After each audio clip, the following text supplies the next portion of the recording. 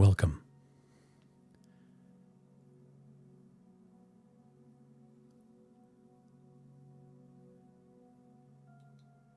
Let's try a 10-card reading. To get started, always good to do a 10-card.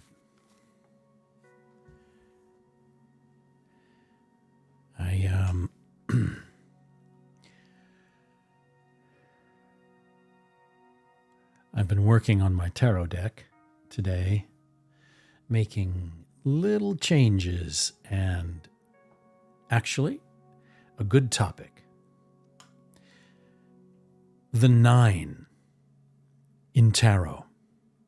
What is it? The 9 is a tricky one, and you hear it sort of dealt with differently by different people, and most of what I read other people saying about 9 is great, is totally fine. I think sometimes people pick which side they want to move down with the 9. But today I was looking at my original drawing for the 9th card, cups, swords, wands,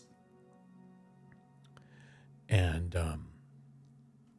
coins. And I wasn't satisfied with what I was doing, so I started looking at what I had written in this tarot app about 9 and reminding myself of what some of my favorite tarot people have said.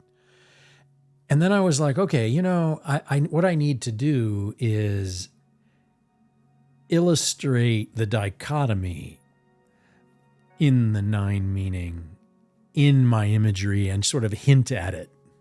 I don't like to come down too rock solid in any one direction when I am drawing these cards. I like to sort of be a little slightly ambiguous here and there.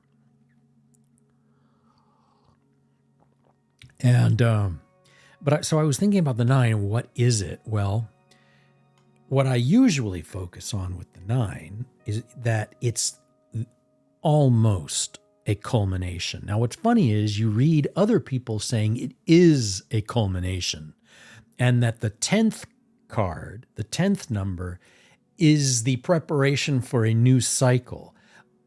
I'm not quite on board with that, though, because that's actually getting into the job of the ace. When you kind of look at the 10 as the beginning of a cycle, it's getting into the job that the ace really wants to do. And I think muddying, though, there is some overlap. All these numbers have a little overlap. But if you get it too hard into the 10 being the culmination and preparation for the next, preparation for the cycle, and 9 being the culmination, it starts to get a little troublesome. So what I did is I kind of leaned back into my original view of 9, which is that it is the moments before the culmination where doubt rears up and causes some turmoil. However, you are preparing for the culmination because you're almost there, and you are also applying all of your skill and knowledge, all of your powers to the endeavor, putting it into the work, whatever the work happens to be for you. You're pouring yourself in, and you are, in fact, feeling that essence of reward because you recognize your power, and you have to call upon all of your strength to complete what you're doing, to finalize, to reach the 10.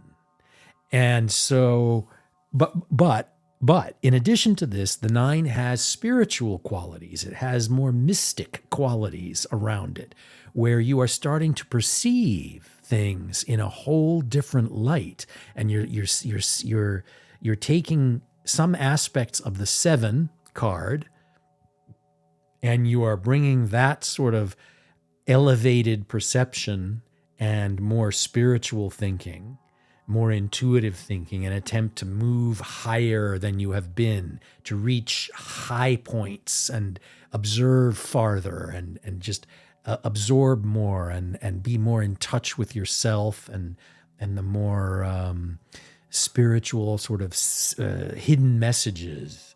And the 9 amps that up, and it starts to say, okay, the final effort I need to make, my last stand, where I'm going to either fail or succeed, I have to call upon all that I have learned, and I have to apply it in this,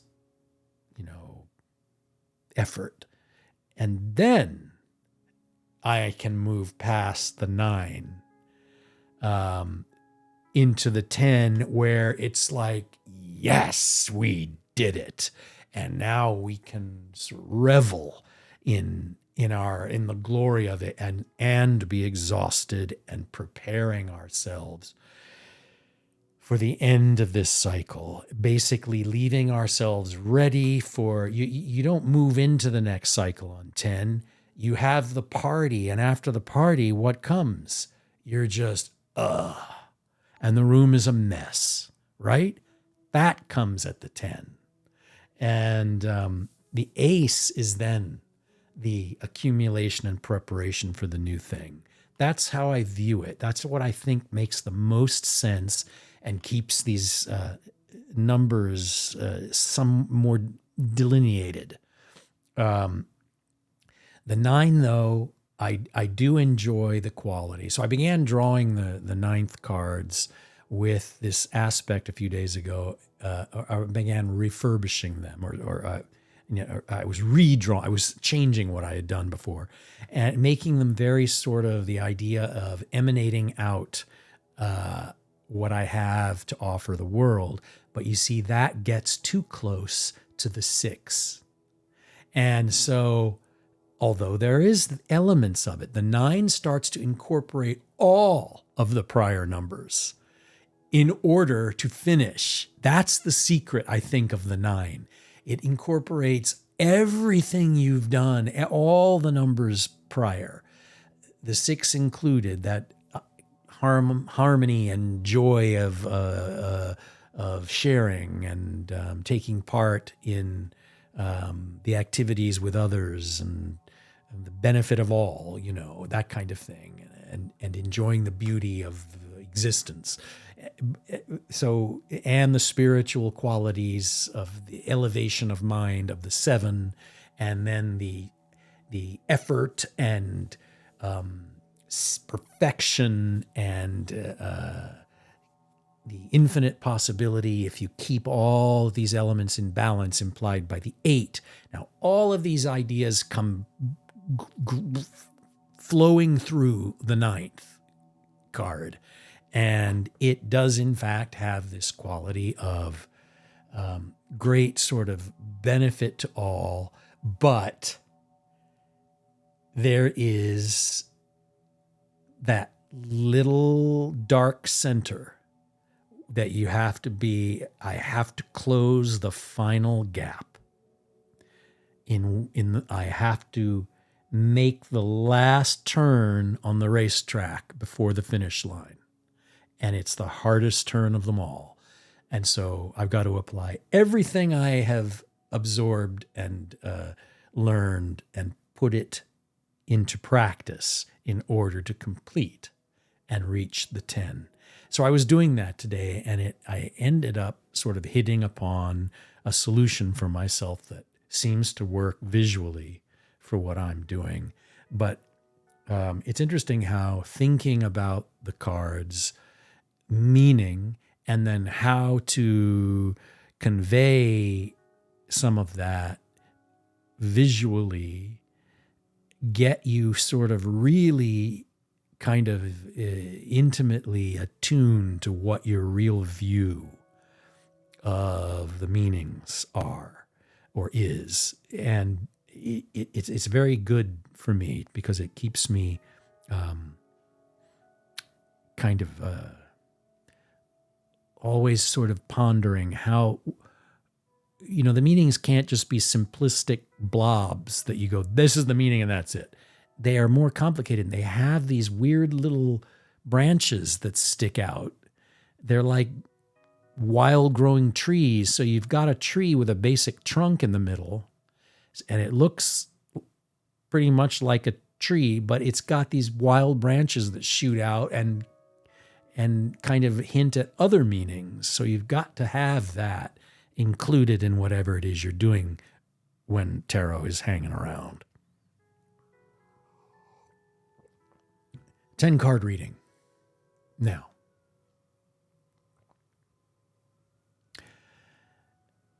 Zabu Ninja, I see you there. I just looked over at the chat. How are you doing, Zabu?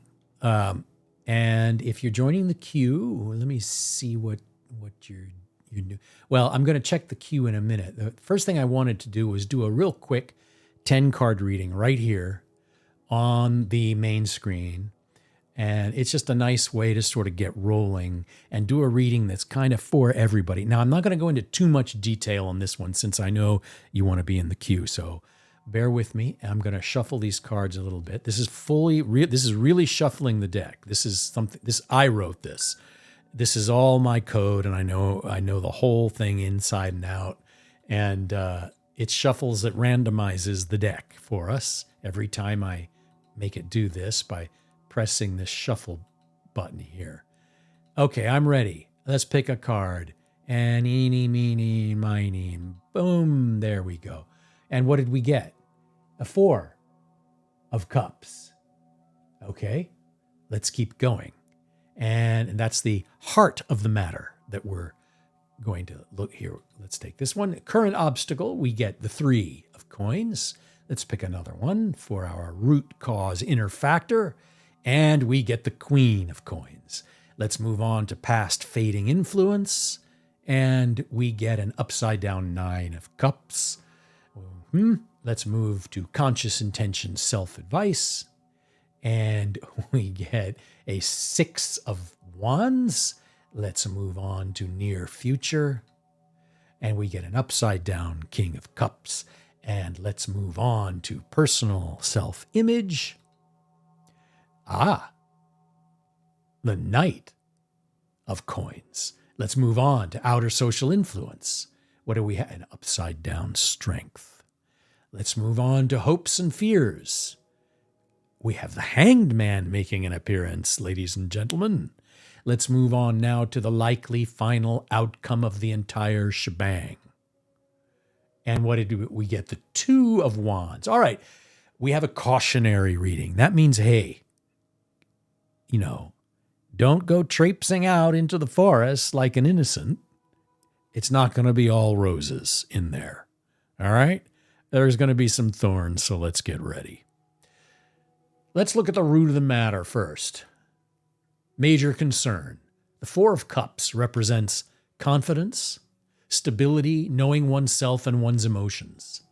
Relationships are stable and truly connected. This is a card of love and home. That's right. So the basic idea here, we're talking about love and home. We're talking about our feelings this week. This is a Monday.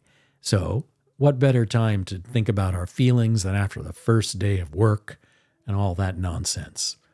Love and home. You come home from work, you want to have a nice dinner and say hi to your family, And so, or just watch television, whatever it is that makes you feel comfortable. That 4 is about that feeling of comfortable, of feeling safe, feeling content, feeling like, your love is secure, right? Okay. Current obstacle. The 3 of Pentacles is reversed. It can symbolize stagnation and aversion to risk, limiting the potential for gain.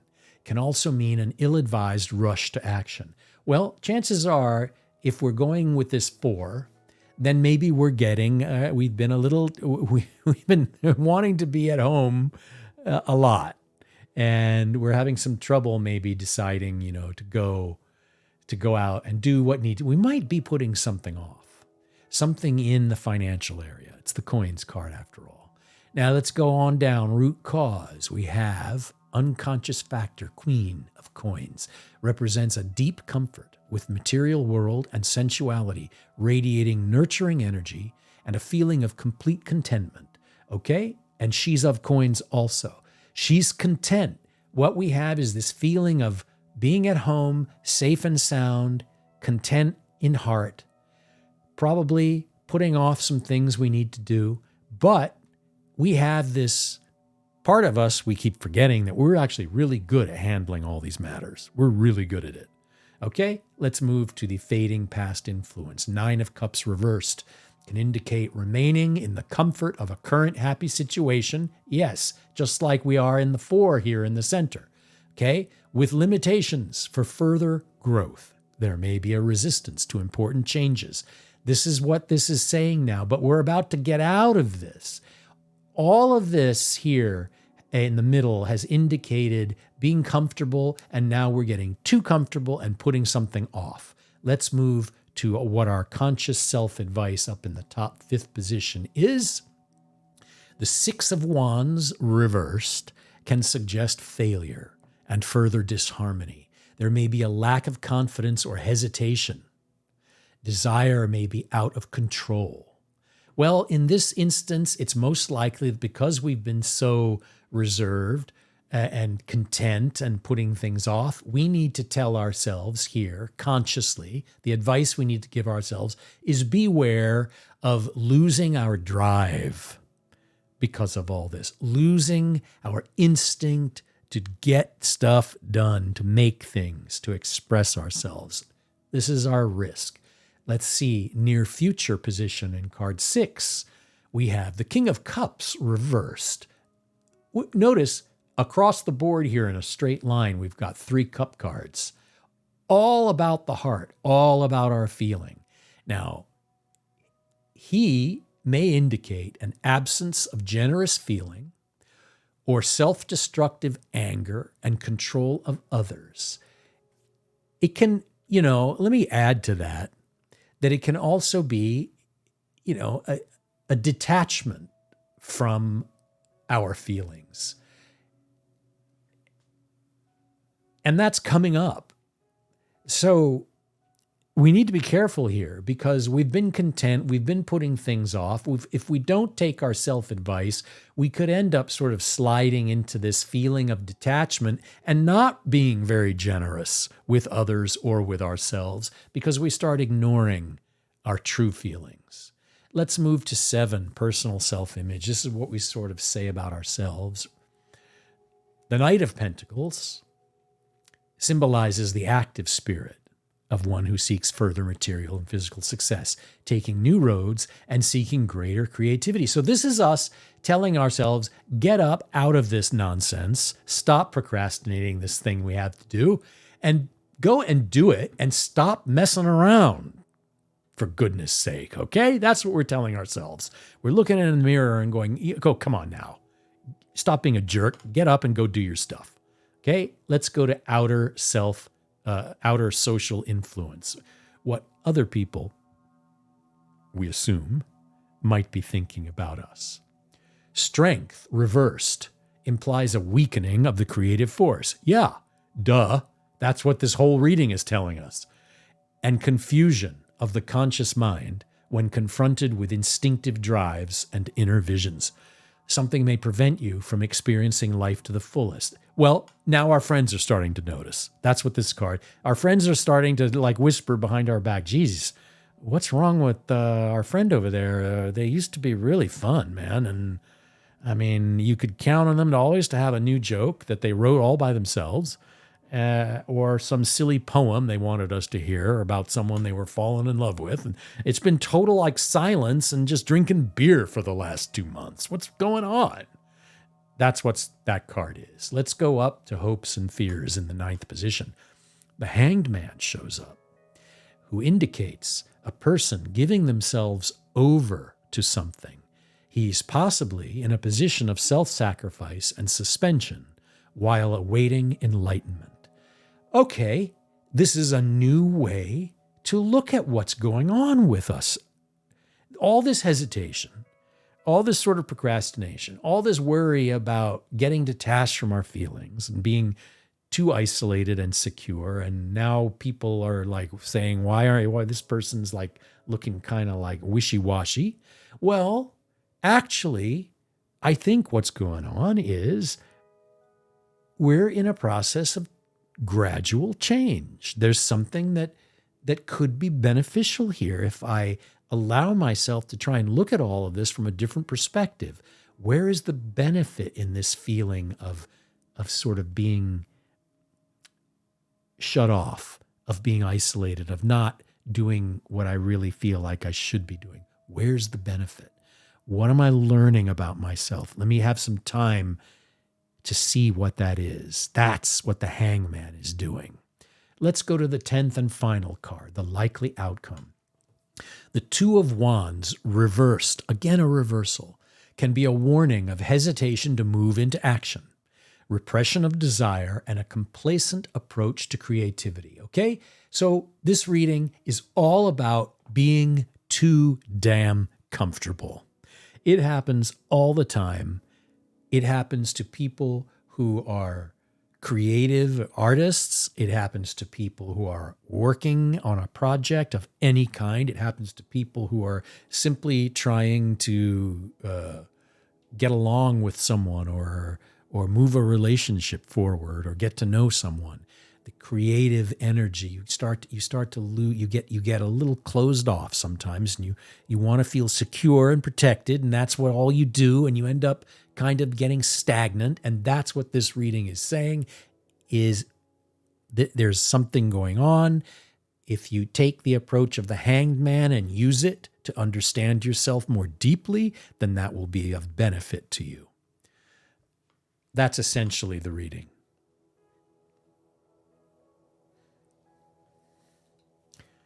That's the Celtic Cross Classic Tarot spread. Everyone has to know how to do that spread, because you're going to get asked if you're going to read tarot cards. Somebody eventually is going to say, "Hey, I saw something about a cross, and it was like Vikings or something," and you go, "Yeah, it's the Celtic Cross." Okay, that's what I'll give you, a Celtic Cross reading.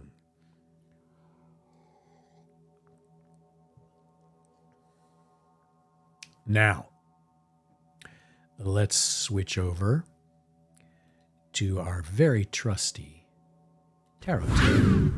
It's right here where the deck is waiting. Right there.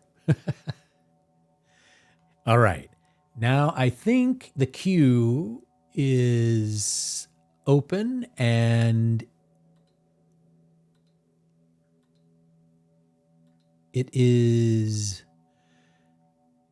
Zabu. I'm trying to figure out how to get you picked. Seems like my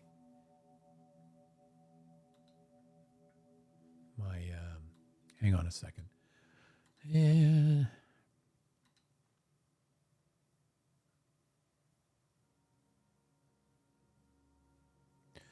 Zabu, you are in. Oh, good. I'm glad you did, Zabu. Oh, wait. Am I? There we go. They changed the icon on the queue thing from between yesterday and today. They changed it, and I was like, "Where's the button?" So, Zabu, you can pick a topic, and I will begin to shuffle this pile of cards here.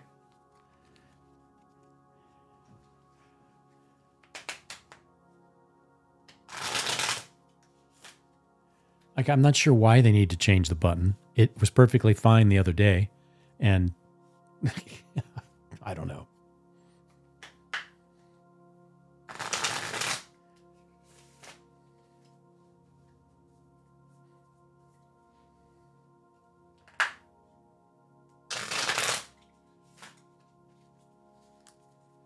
Lots of shuffling happening. And you can pick your subject whenever you like. I don't need a whole lot of time to shuffle. It's pretty well shuffled.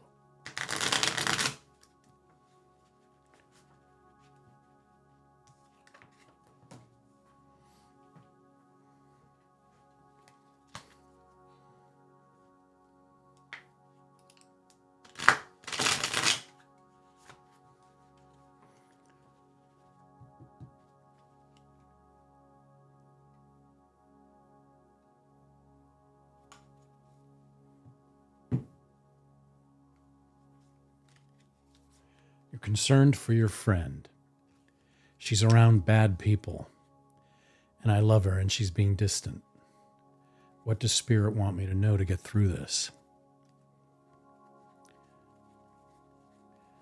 Well, the main thing here is, yes, it would be great if she knew how much you care.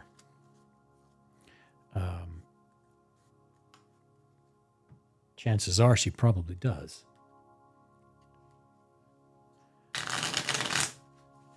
All right.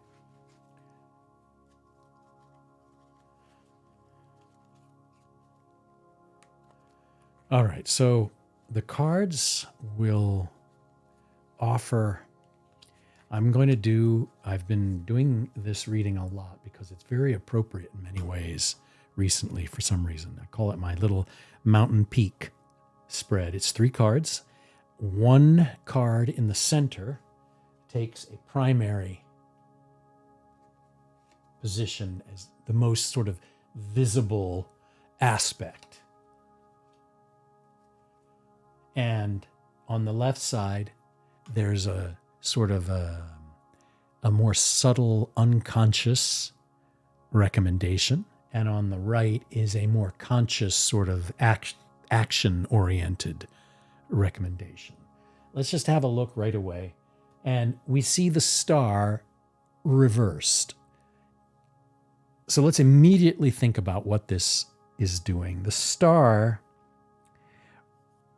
it has multiple meanings, but essentially its focus is on one's ability to take the best, the messages, to take the strength of the universe, to take the highest forms of inspiration and bring them down through oneself and communicate them outward and offer them to the world for the world's benefit and everyone around us.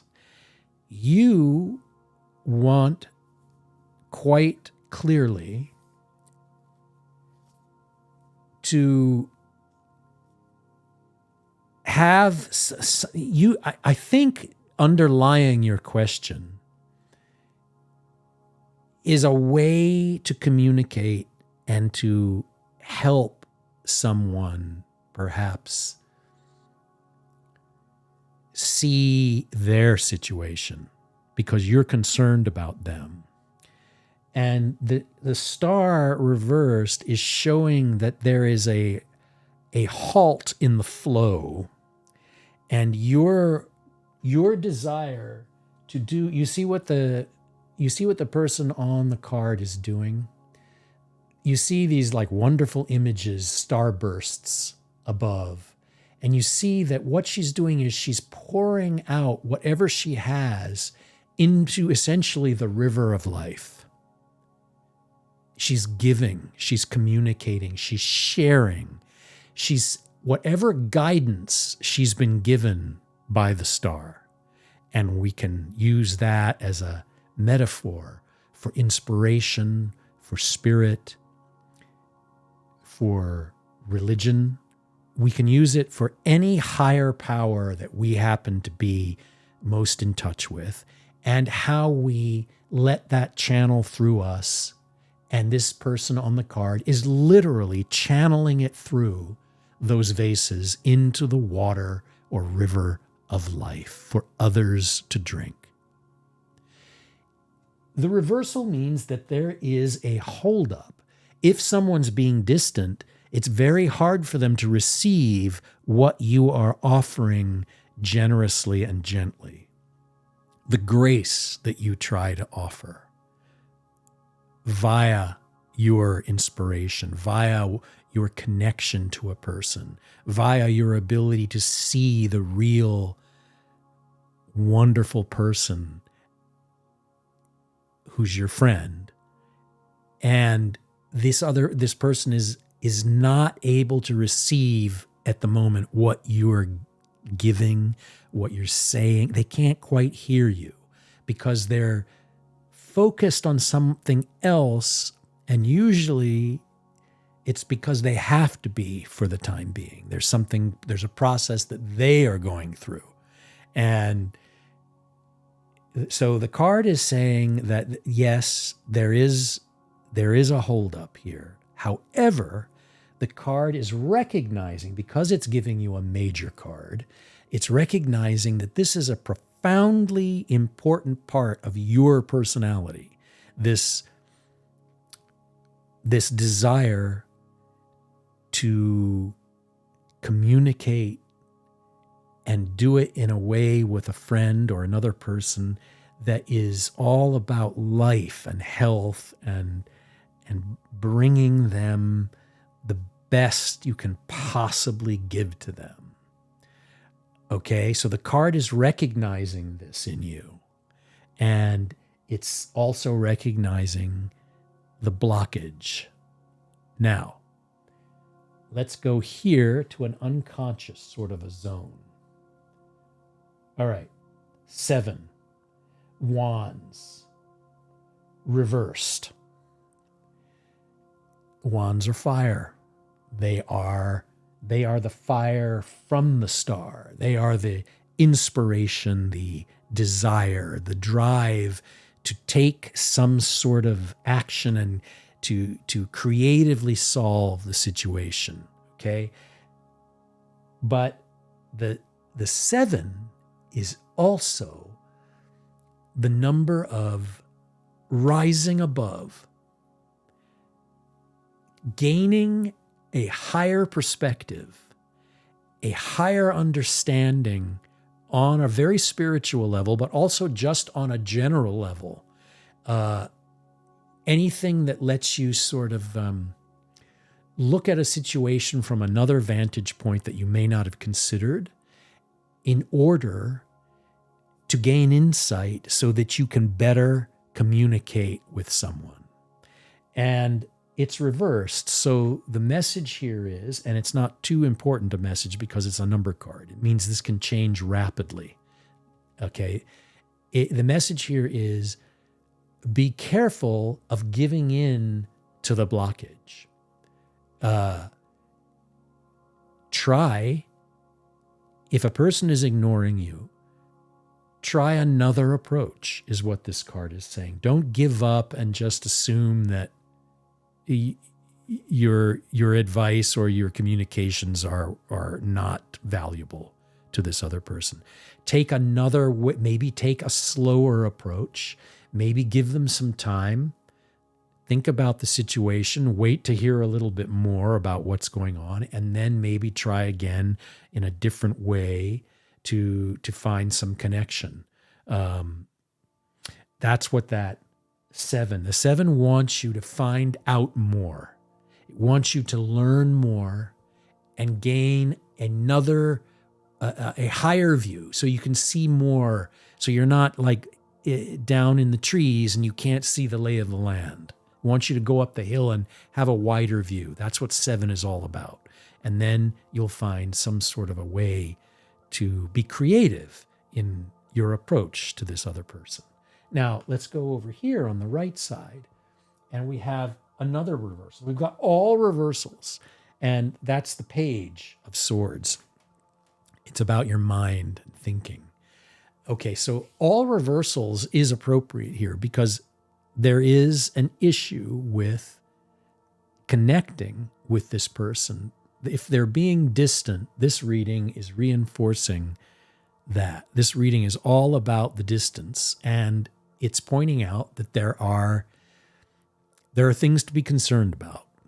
Now, the conscious advice here that the reading is showing, the page is has a lot to learn. So it sort of doubles down on what the card on the left in the unconscious position advice is saying.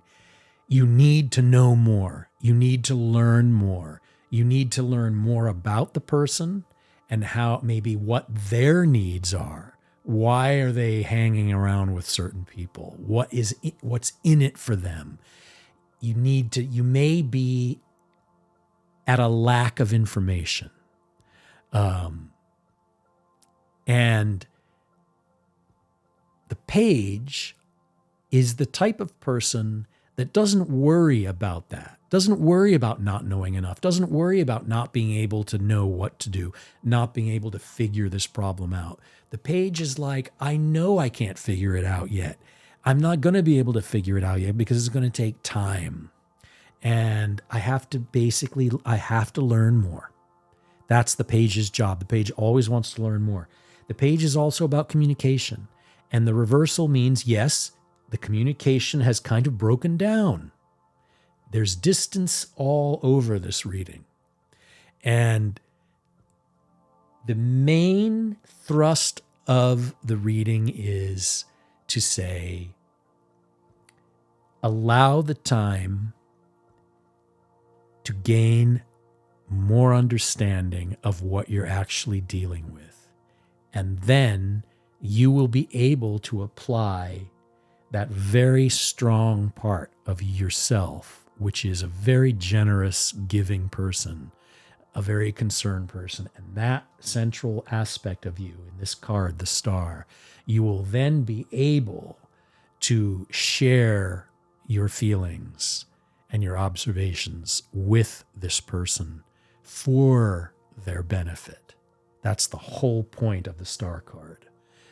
But it's going to take time and more knowledge and understanding of the situation. That's why these cards are all upside down. They're basically saying you cannot do anything fast here. It just won't work. It's going to take its time, and that's just what it is.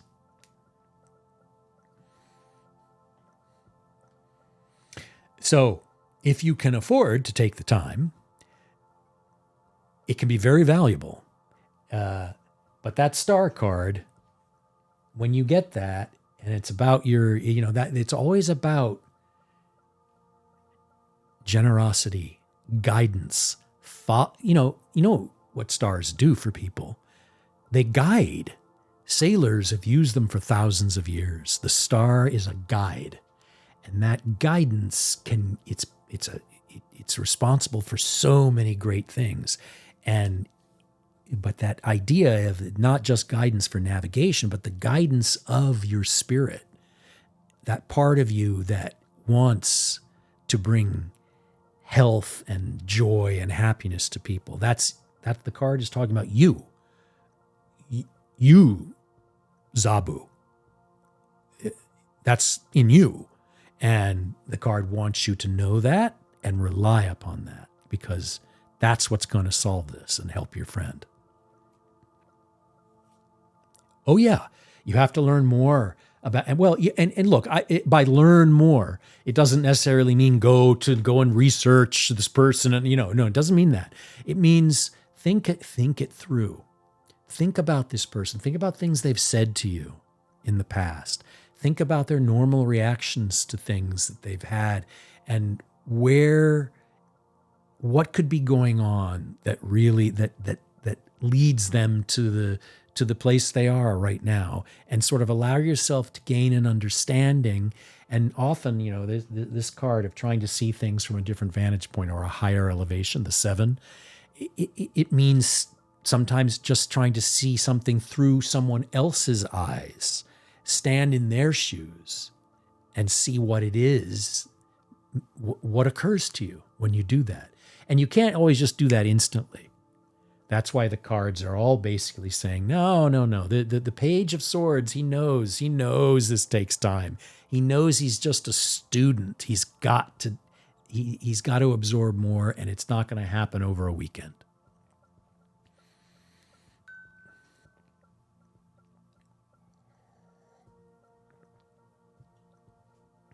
And I hope that gives you something of use. In your case, I always like to sort of come out and say, what's the simple thing that I can do? Well, you keep that star card in your pocket, in the pocket of your mind, and you're like, that star card, okay, I'm going to live up to that. I'm going to live up to that star card. That's me.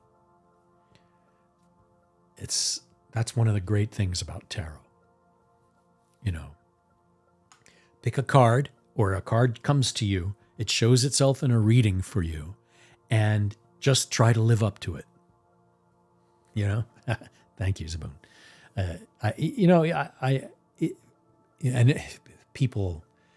People go through things like this with their friends all the time. It's always got a different quality at different ages of life. When people, you see them doing something, that's not very wise, or being around people, they do better if they just didn't have those friends. They do much better just being alone for a while. You think that, and it's always some different scenario. It has to do with your stage of life. It's interesting.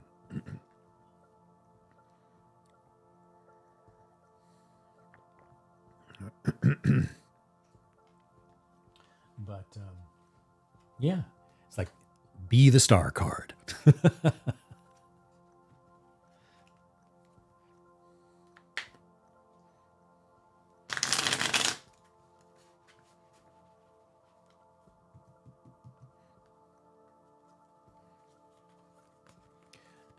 you can be the star card, you are, that's probably an enormous good karma for oneself. Parasocial. Let's see. We have Parasocial in this house, and Parasocial has joined up the queue and is next.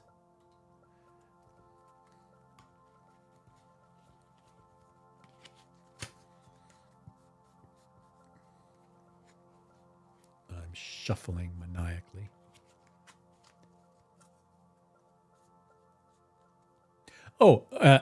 Earlier I did a spread. I did a 10-card Celtic Cross spread just as a general for, just to open up the stream. But I think that you should go ahead and pick what you like. Pick a topic of your own, and I'm perfectly happy to shuffle these cards and wait for you.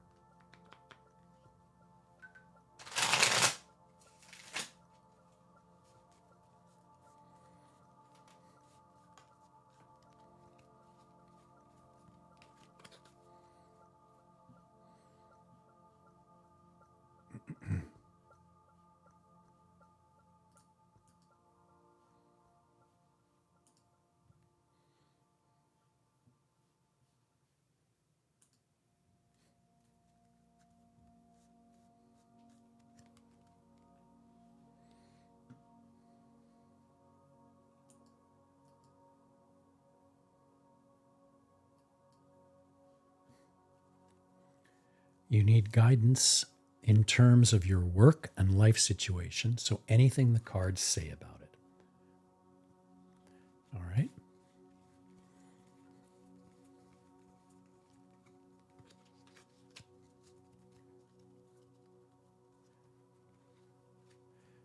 Let's see what the cards recommend. What they do is they basically open little windows for you to just keep in mind. They don't tell you, hey, do that, do this, or don't do that. They tell you just, hey, have you thought about this? This might be worth putting your mind on. It's sort of like this might be worth meditating on for a while and see what occurs to you if you kind of think about this thing for a little bit. Tarot is really wonderful for that. All right. Now I'm going to cut the deck a couple more times.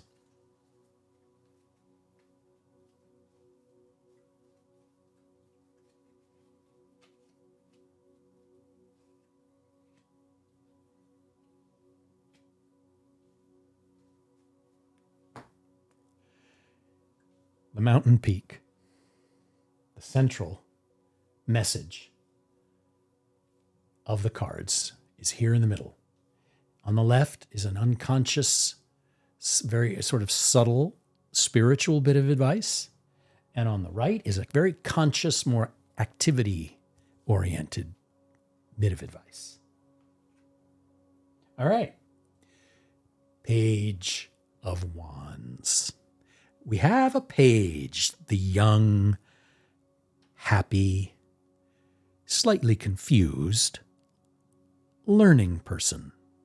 The person that says, I'm kind of new to this. I'm not a big pro. I'm not a big expert yet.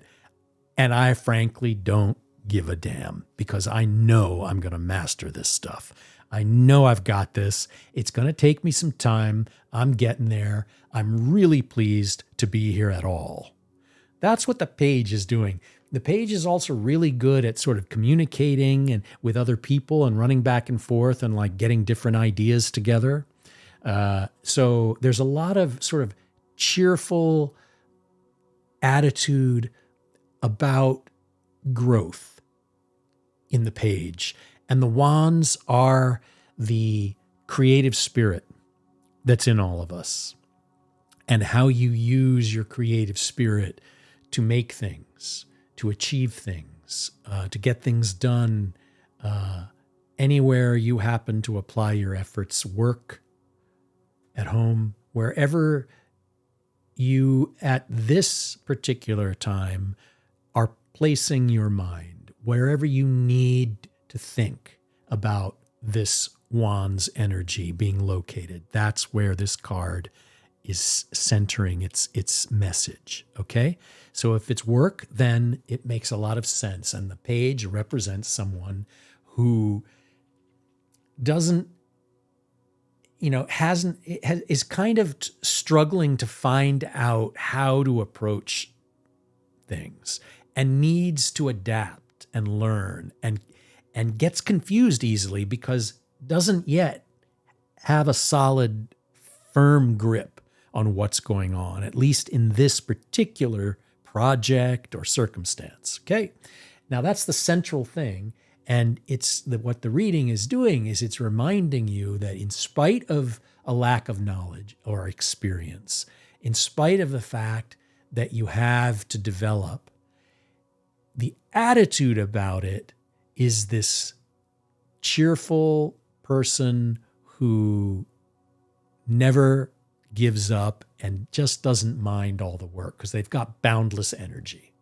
Okay, that's the main thing the reading wants you to keep in mind. Now, if we go over to the unconscious, we have this unnamed card reversed, however. So what that indicates is that on some deep unconscious level that you might not want to think about, or you might be thinking about something from before, maybe that you used to do, maybe something that you were good at, maybe anything that you may have been doing before that you keep going back to and not allowing it to cease.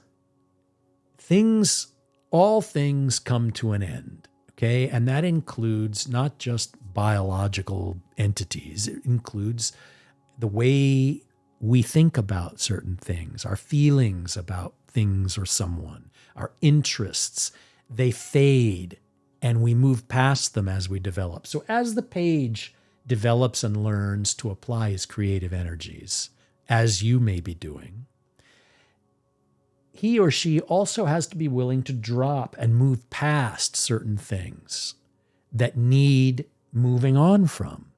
And this card is indicating, don't fear that. Don't fear that process. It's necessary. Sometimes you have to let go of certain things here. And the resistance could be slowing you down in this main central development and learning process here. Now, a conscious advice for sort of conscious action. And what do we see pop up? The Six of Cups. This is heart. This is love. This is feeling. This is, if you're talking about work, this is your ability to follow your heart and do what it is that you love, or get darn close to it, or just the process, as the page would say, of finding what you really love to do. And that takes time for the page. But the Six reversed means that there is some disharmony. And the card is on the right there because it wants to say, avoid shutting yourself off from your feelings. Don't take the approach of dry learning. Okay? Put your heart into your learning. The page has to learn with enthusiasm and has to seek what they love to do in order to truly perform at their height. And so the card here is the action it's suggesting is to be very in touch with your heart. And the 6 is the number of open enjoyment, of celebrating one's feelings and sharing them, and communication. Pages are very good at communication. And he's right side up. So we know you have that in yourself already. What this is saying is, because of circumstances coming up, don't let yourself lose touch with what you really love, what makes you feel good at work and in life. And that will fire the process of the page.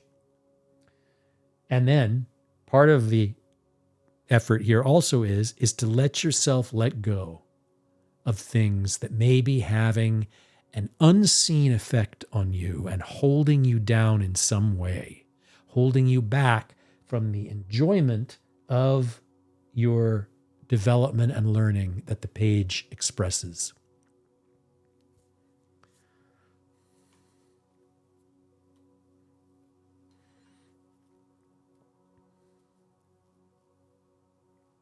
Keep your enjoyment up. Do things because you really enjoy doing them, even if they have to do with your work.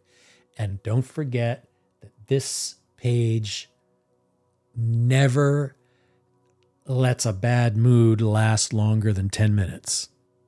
Always says, oh, come on now. I'm very creative and I know it. And I'm just, even if I'm going to draw this picture or write this book without knowing good enough vocabulary or how to even use a paintbrush properly, I'm still doing it because guess what? I'm just learning. That's the page, you know?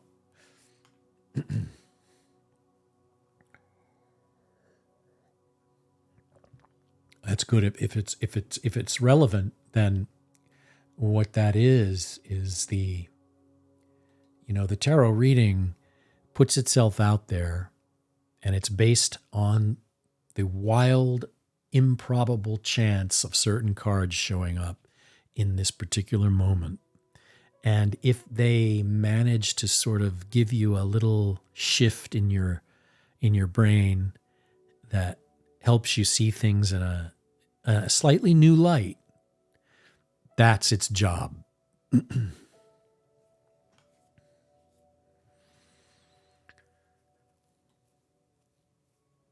can be very, very good at that.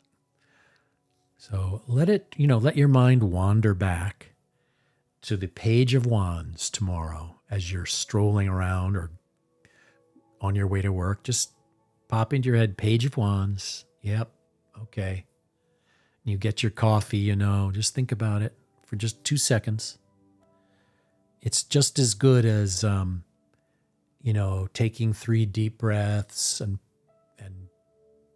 pondering, nothingness to relax yourself. It's the same idea.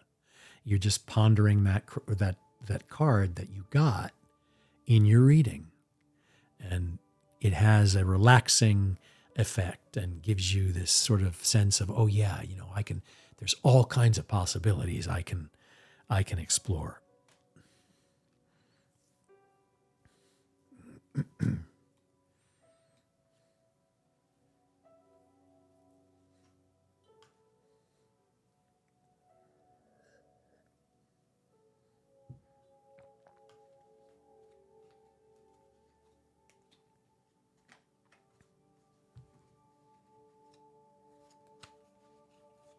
You're welcome, Para.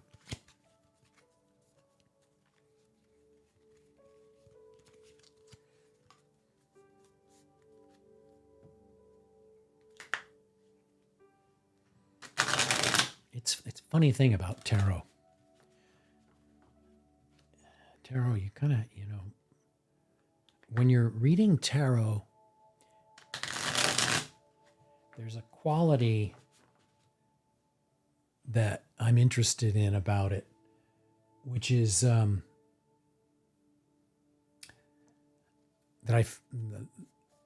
you have to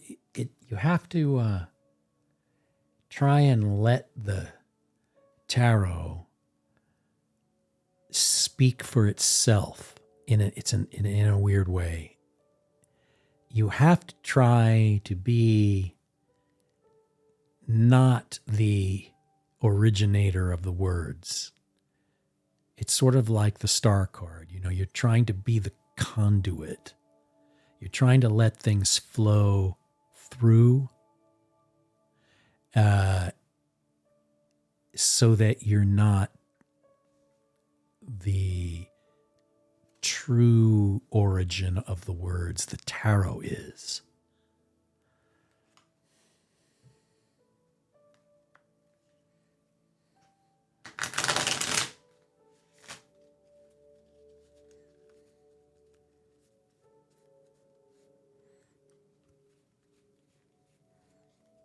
I find that shuffling the cards often causes different ideas to arise.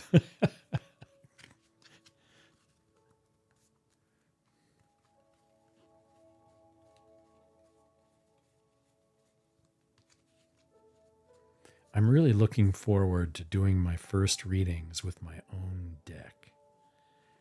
My deck. When it's printed. I really look forward to that. I'll do a stream where I'm just using my deck and I'll be having a ball. And then I'll be like, wait, what? Why did I do that? Why did I draw it that way? I'm going to have to redo that one. That'll probably happen.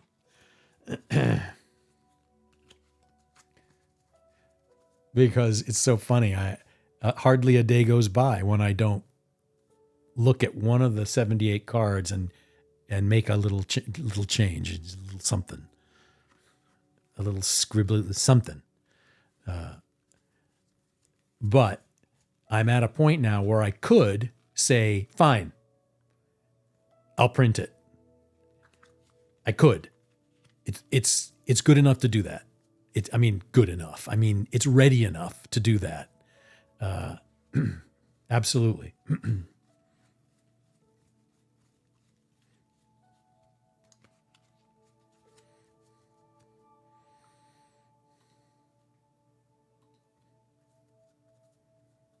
It's totally printable. I'm just like basically what you need to do when you're doing a tarot deck, I've decided, is you need to do what the cards often suggest you do. Like the Hanged Man. You need to just sort of not push and let time think. Here's the thing. You can draw a card and think it's brilliant. And you're looking at it and you're propping it up on the sofa and you're standing back. You're going, God damn. Oh, man, I did a good job on that. Whew. Look at that picture. That is stunning. Nobody's ever drawn a picture quite that good before. I've never seen one anyway. My God, I could stare at that all night. And I'm going to make a cup of coffee and I'm going to celebrate this moment and just keep staring at it. It's so damn good what I've just done. And then you put it away. You're like, I can go to bed happy because I did that picture. Oh, it's the best. Oh, I can't even speak. I'm so happy with myself. You go to bed, you don't see that picture for 3 days. You do other things, you make breakfast and dinner, and blah, blah, you go to work, blah, blah, and you come back, and then you go, oh, my beautiful card, I'm going to look at it. You're like,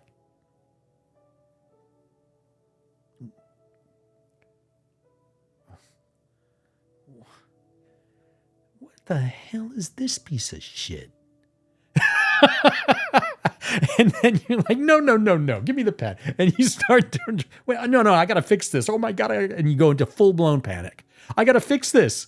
And then you're like again at the end of that. And I did it. It's brilliant. You start the whole cycle all over again. So it takes this time, like slow wheels grinding back and forth and time to arrive at something where you're finally able to say, it is what I made. It's what I made. It doesn't have to be brilliant. It doesn't have to be, this is great, I have to celebrate. It is what I made, and that's how it shall stand. In other words, you have to get past the 9th card to the 10th. That's the thing.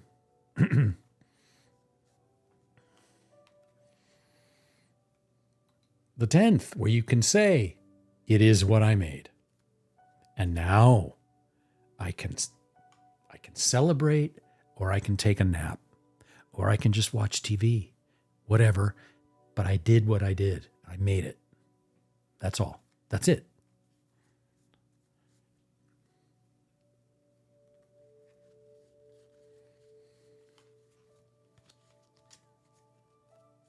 So tarot is an art.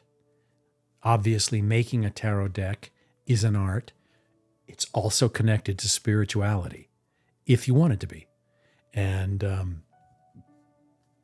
it's connected to meditation. It's connected to religion. And it has elements of all these cool things in it.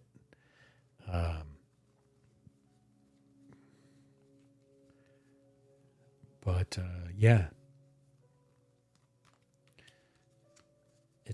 And I would say for almost anybody who's interested in tarot, it would probably be a really fun thing, even just to draw a tarot deck as little doodles. Even if you just doodle a tarot deck, it's going to be really fun. Just in a notebook or on scrap paper. Just, this is my Emperor card. And it's just going to be like 4 lines. Because, yeah, Zabu, it's like, because it gets you, it starts the wheels of your mind turning when you start to doodle around. And it's just a good thing. You doodle a card, or just doodle a card one day, just one card. Pick a card out of the deck, just doodle your own version. There's whatever pops into your head. It doesn't matter. It absolutely doesn't matter, even if it's complete nonsense. Just the act of doing it at all is a possible breakthrough. That's one of those things. There's lots of books. People have said stuff like that for a long time about doing things. Just do them. Like, just pull out a notebook and write. Just write whatever pops into your head, even if it's gibberish. Just, and sometimes that's really powerful.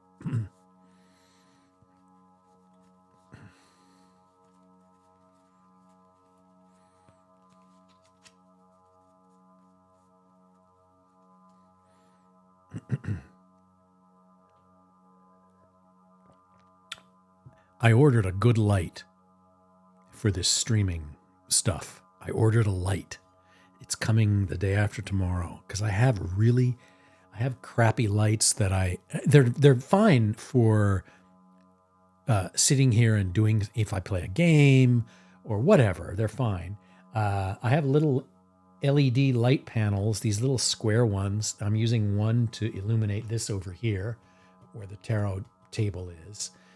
But I ordered one of those ring lights that are nice and diffused for your face, because I realized that if I'm streaming, I kind of have to have proper light. And I think I've been a little lacking with that lately, which is obnoxious.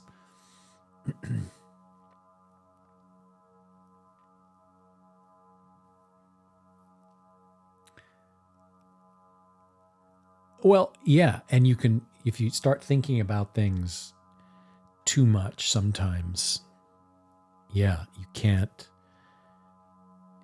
you can't move forward. Sometimes you just have to, hammer a few nails even if they get bent, basically.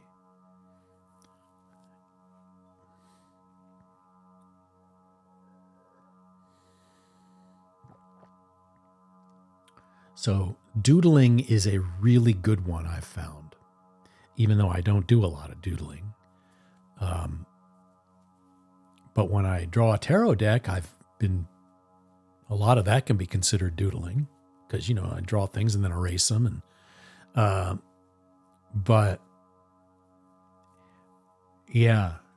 And it's, see, as you doodle, you are forced to very rapidly connect one thing to the last thing. And it's like putting blocks together, they form shapes that you hadn't thought of 10 seconds earlier. And that process pries open little things in the mind. And little surprises start happening. But you have to actually take the pencil out and put it on the surface of the paper and move your fingers left and right.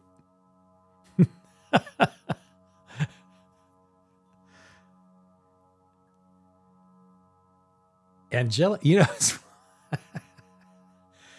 when I see red hair in chat, I know who's there.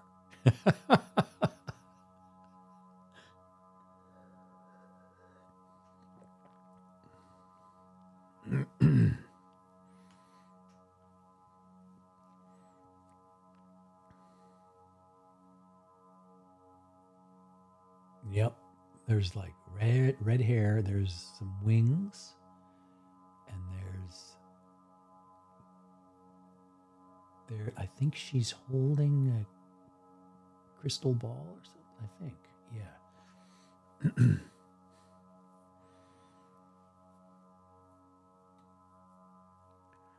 But I'm going to be very proud of my new light. I'm going to be like, look at, oh, yeah. I'll do a stream all about lighting.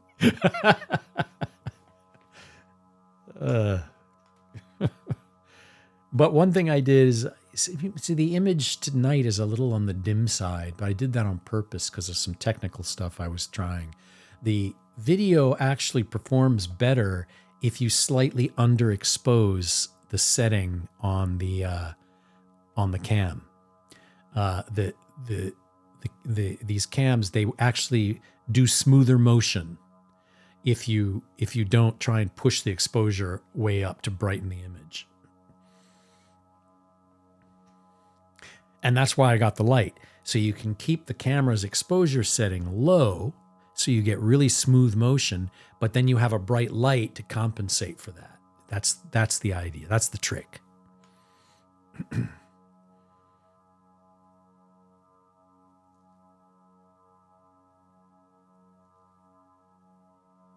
Oh, Really? So you know about this light stuff, huh?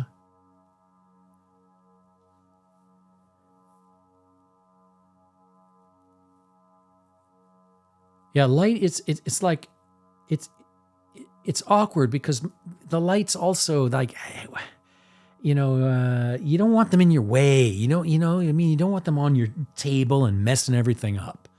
This the microphone is enough. The microphone's sticking out in the middle of everything.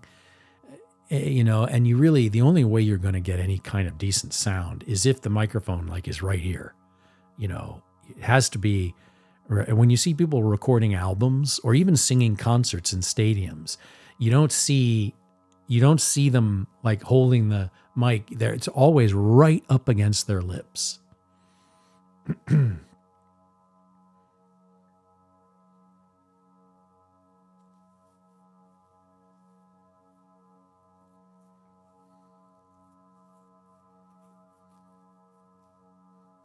Yeah.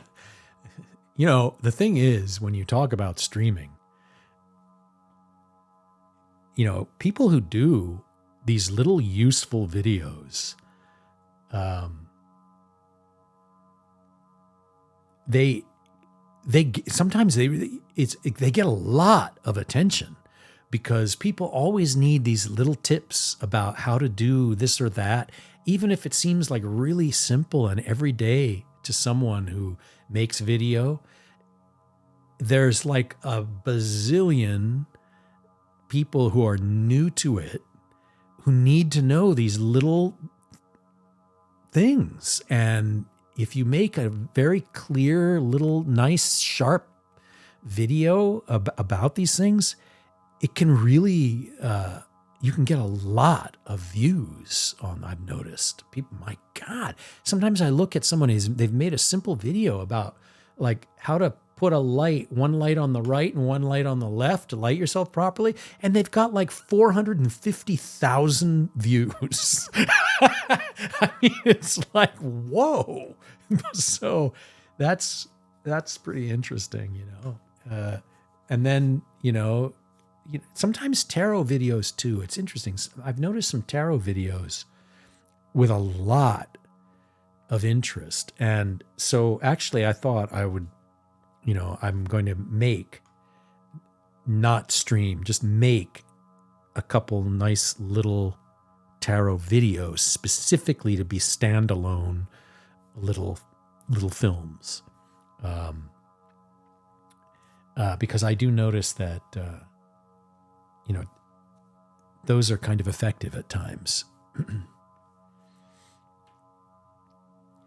Just to do them competently and to light them well, but you keep all the toys in a salad bowl and all the visuals need no sound and can be background imagery.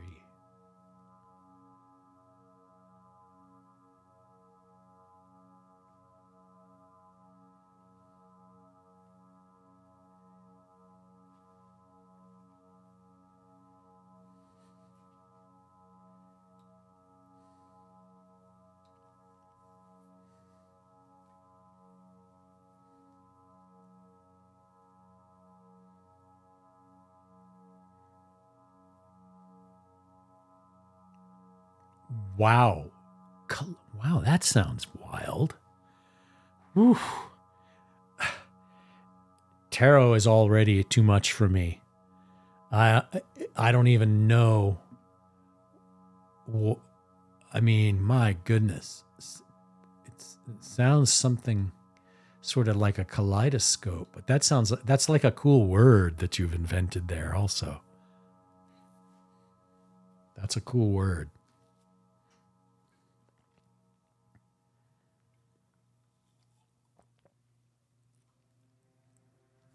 Yeah, you should do a video and then,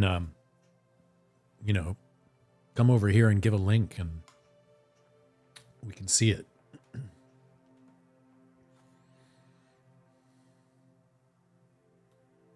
That's another thing I could do. like a little tarot film festival, like a little live film festival. And people who do tarot, people who have ideas like you do, Angelic, they could show their stuff. They could show their videos. We could like have a little video fest. That would be interesting. Kaleidoscope imagery reading. Wow. See? Yeah. And imagine what you could do with that with video.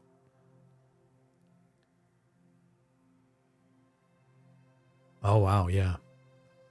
See, I didn't even know there was such a thing, frankly. Wow. But yeah, you could really do your own spin on something like that. It would be really visually very cool.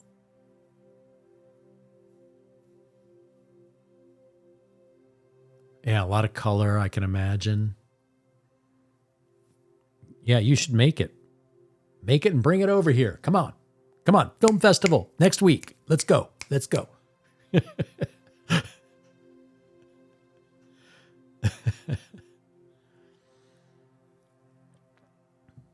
I have made videos and films that have incorporated tarot. It's a lot of fun. A few years ago, I was doing stuff like that.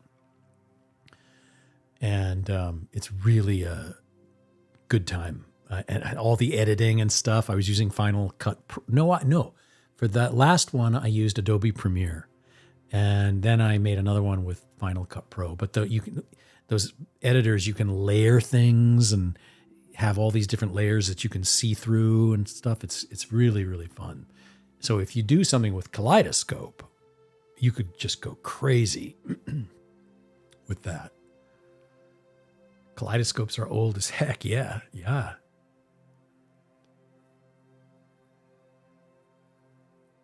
Huh. Maybe you're more a British or Chinese toy, not where. I don't know.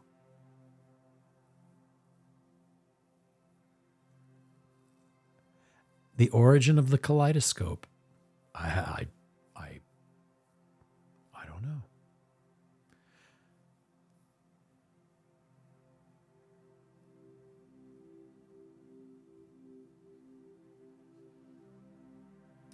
Oh wait, kaleidoscope was invented by a Scot?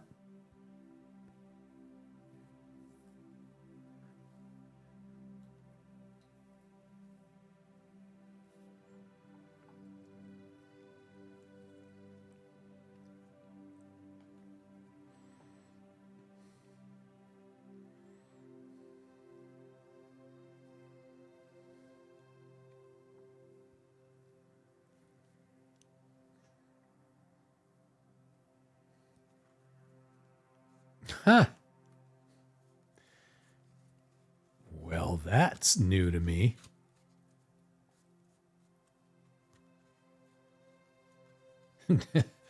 David Brewster.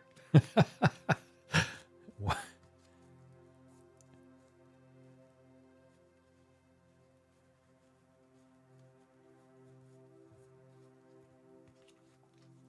I wonder if the name Brewster literally means somebody who used to brew like beers and ales. 200 years old? Yeah.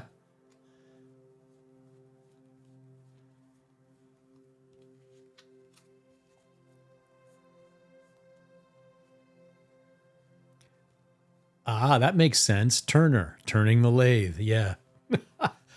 Yep.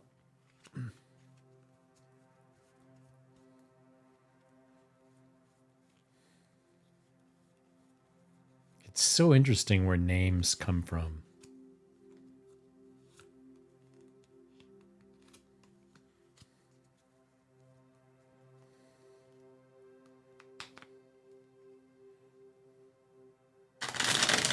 Yeah, literally somebody who brewed. Yep.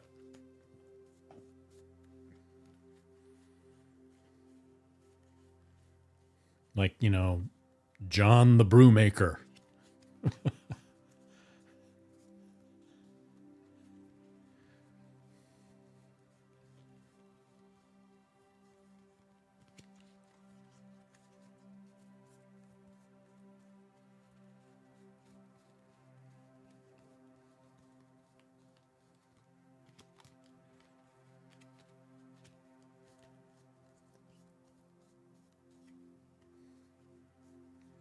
I've actually started cobbling together a stream schedule. I actually scheduled this stream tonight, 7 to 10, Monday. And then I have another one I set up for 7 to 10 on Wednesday. And I actually put it in a schedule. I'm getting very disciplined.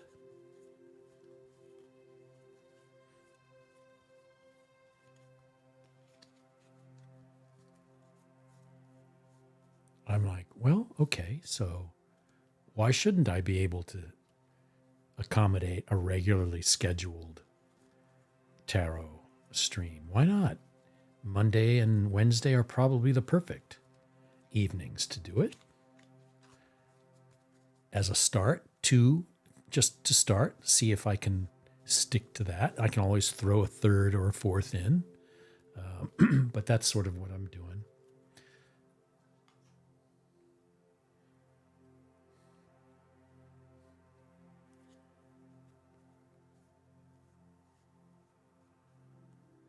He was probably drunk for most of the inventing because of his name.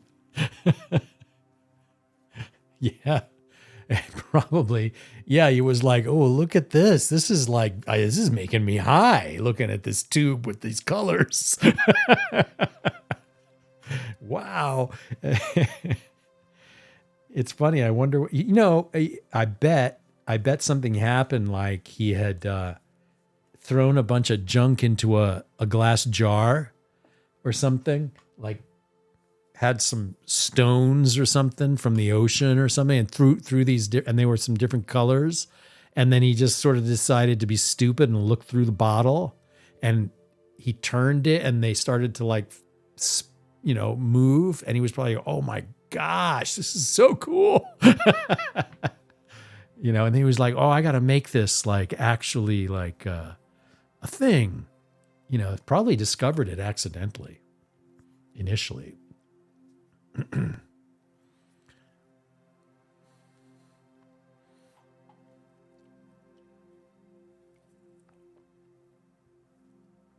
Sir David Brewster was studying many aspects of physical sciences, including polarization optics and the properties of light. While looking at some objects at the end of two mirrors, he noticed patterns and colors were recreated and reformed into beautiful new arrangements. He named this new invention after the Greek words meaning beautiful form watcher, kalos, the Greek word for beautiful, eidos, the Greek word equals shape, Scopio, the Greek word to look at. Wow. Scopio to look at? Yeah. Eidos. Wow. Interesting. Clever guy.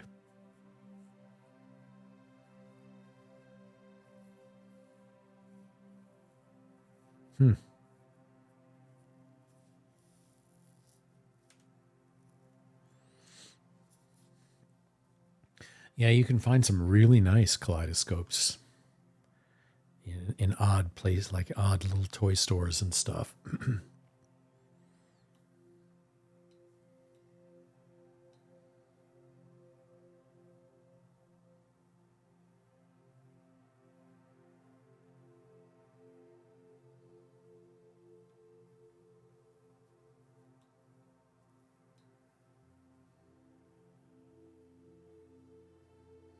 Oh, let me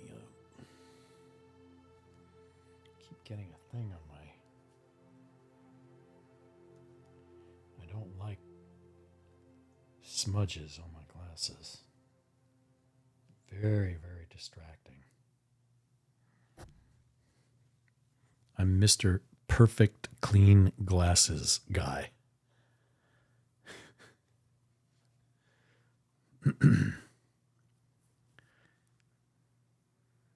I will clean my glass lenses when I'm not wearing contacts at a drop of a hat.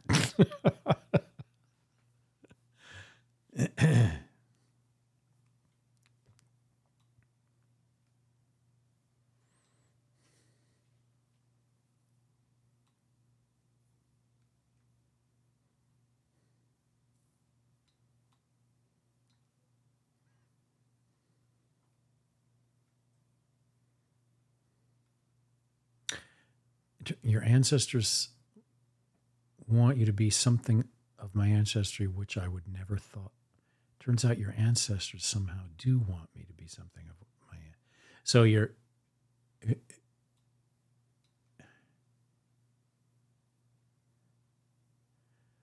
you're feeling a little connection to your ancestors, I see.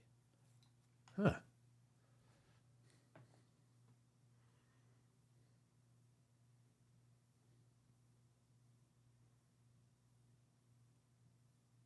Well, that's a good thing.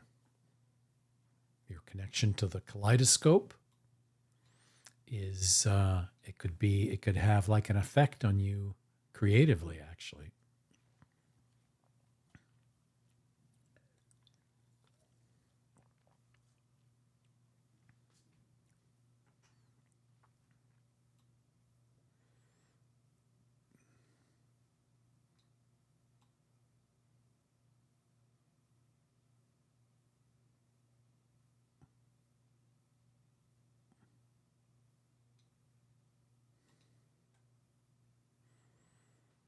I don't know why I'm moving things around like a nut, but there we go.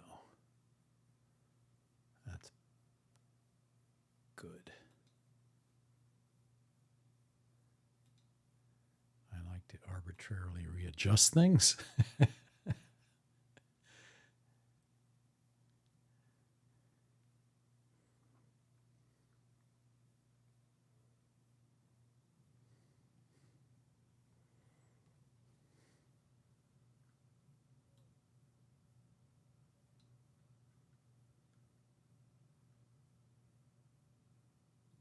Oh, overlays in scenes to create repeating effects. Interesting. Yeah.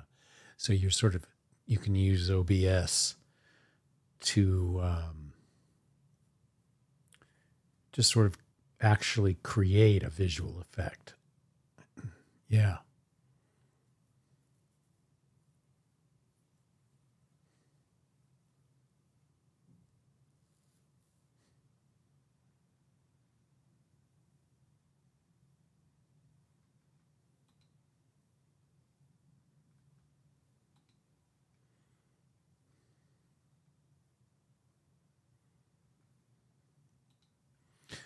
One of the things that interests me sometimes, I sort of like the idea of those, how the whole sort of punk movement did zines, zine publishing. Very interesting. And there are still some. Most of them obviously are online things now. But in a way, this streaming is sort of the modern version of the zine, really. It's a very similar instinct. People making things and using sort of relatively simple methods to do them, but keeping the idea in mind of the zine, I think, might be a worthwhile influence on something like this and start to have an effect on one's approach. Holographic iridescent mirror foil sheets. Wow. And an abalone shell. Yeah. Yeah.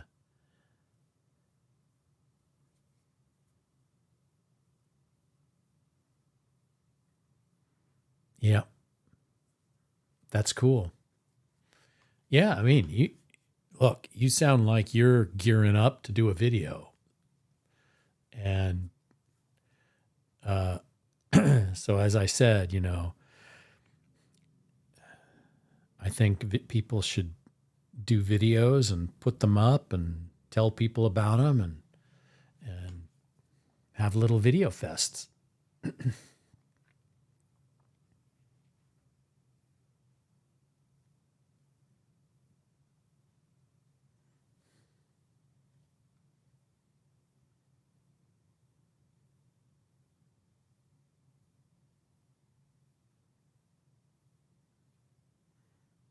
Get yourself like warmed up.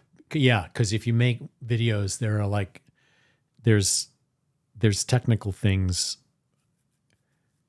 Yeah, and you know, you use something to make a video 1 year and then you kind of forget exactly how you did it, and you have to like reacquaint yourself and stuff. Yeah.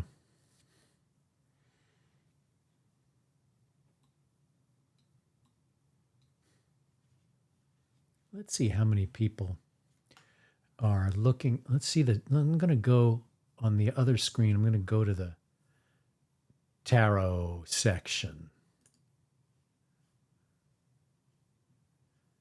and see like who's doing what.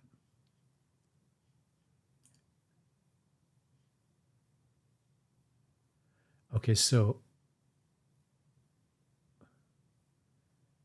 we've got I swear I still find Twitch so confusing. Okay, so there's not a whole lot of people looking at stuff.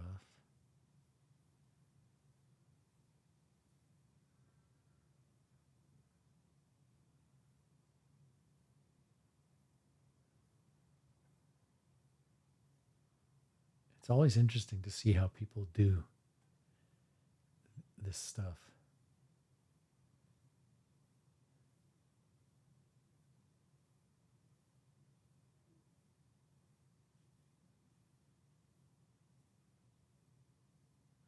There's wow, there's somebody here called Jeffrey the Seer. Wow.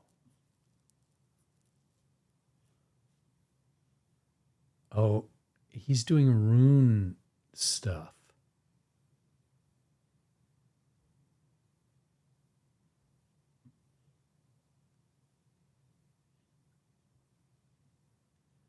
And then somebody's doing tarot and chill.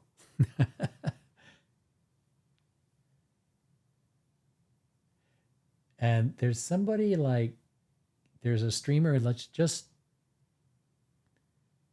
sitting on her floor, you know, doing a stream like on the living room floor. Huh. Maybe I don't need any lights. Maybe I just sit on the floor and do it. Oh, it does? It starts to be quiet now, huh? Ah, well, maybe I should stream earlier. I don't know. I don't really know. I don't know a lot about streaming, really. You know, I'm like the page. I'm the page of wands. That's me. We're streaming. I'm like, oh, I don't even know how to do whatever. I'll figure it out though. I'm the exact embodiment of the page when it comes to this.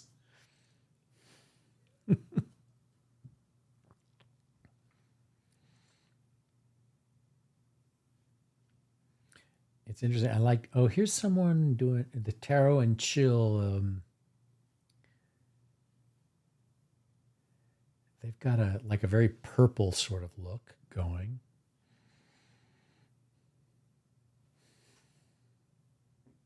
There's some I really can't tell what they're like. Someone called Cooking DJ.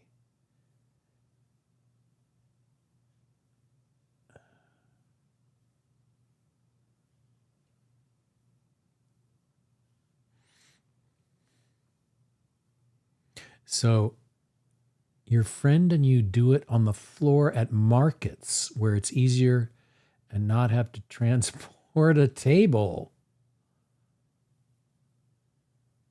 Oh, so wait, you give readings like in public, and you just sit down right wherever you happen to be?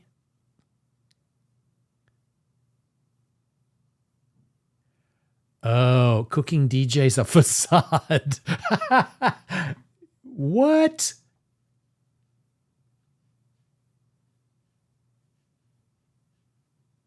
Wait, we're cooking DJs. Oh, I see what.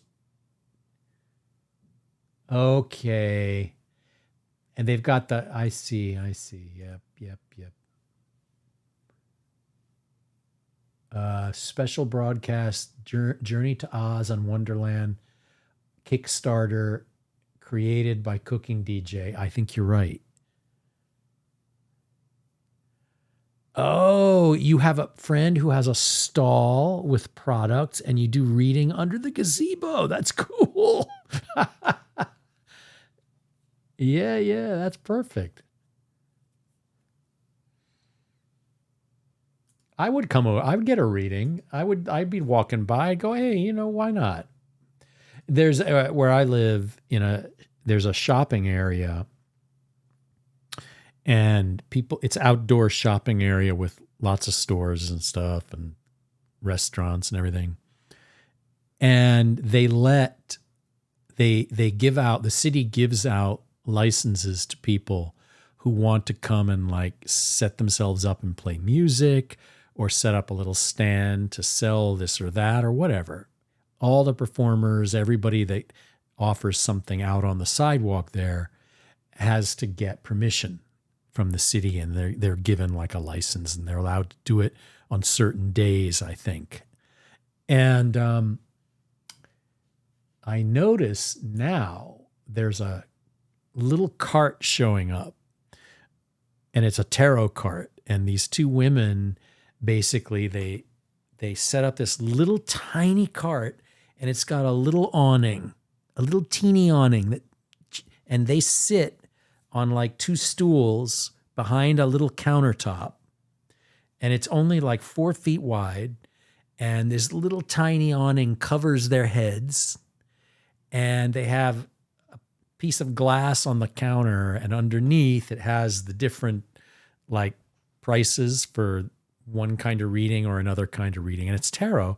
And so people will walk by and stop and sort of look at the glass, and they'll be like, oh, maybe I'll do this one. Can I do this reading? And they'll just do it right there for the person.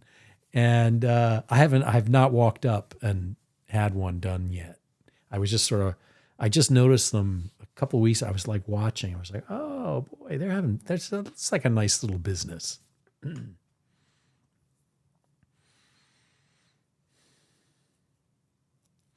Alchemy and holistic markets and festivals and promote. Yeah. That's great. Yeah. Yeah, that sounds cool. Yep.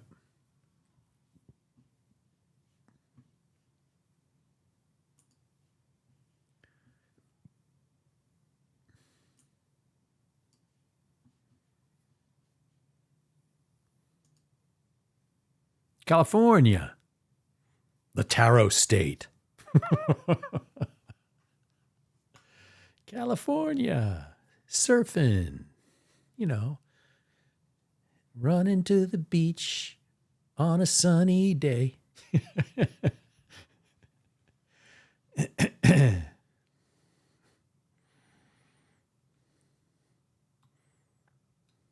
Yeah. California is it's great in many ways. I really like it. It's just got it's a real pain in other ways. Things get very expensive in California, frankly. Kind of to an asinine degree.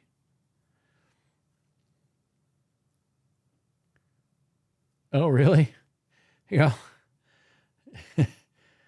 I hope it's popped up in a positive way, but they keep talking about people leaving California and moving to places like Texas, because people leave California because it gets so expensive, and they just don't want to waste money anymore. Because frankly, it's probably more expensive than it's really worth. You know, I think for the first time last year, California had a net deficit of people. More people left than came in. And I think the number was somewhere around 400,000.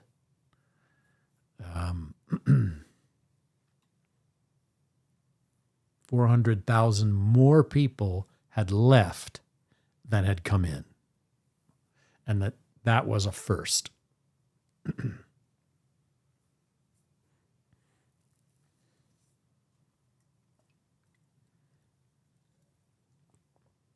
But, it's also expensive to leave. It's expensive to move. When you move out of state, that gets expensive really quickly.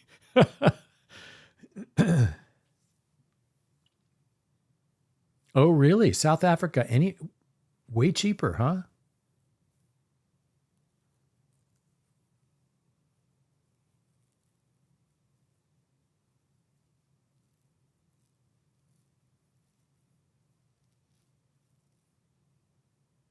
Oh, yeah. Yeah, yeah. A lot of people moving to Texas. So funny. Sometimes I wonder, well, like moving to Texas, I mean, it's going to be a lot different than California. That's a real risky move to make because, man, it may be cheaper, but you could just really, if you're a California person and have been, you could really hate being in Texas, I think, because it is vastly different. I've been through Texas, and there's almost no similarity whatsoever to any square 6 inches of California.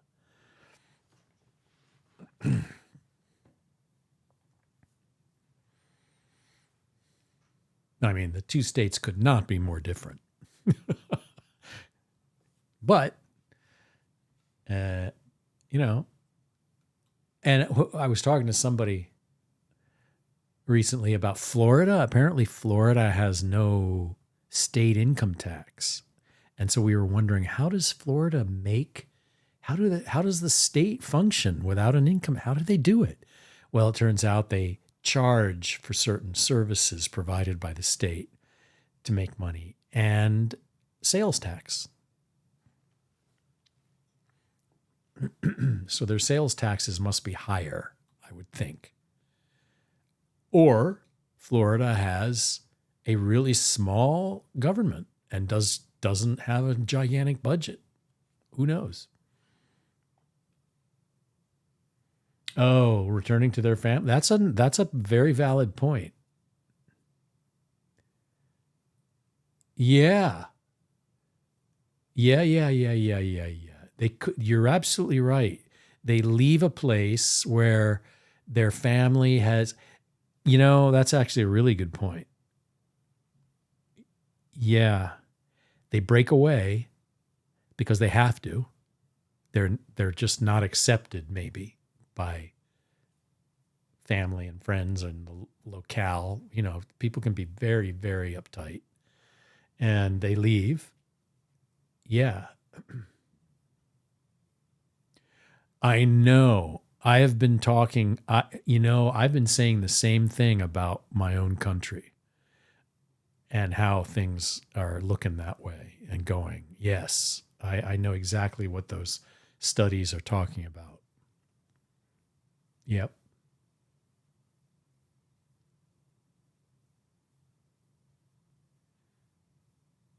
And can see that maybe why I know the. Oh, hello, Jacqueline.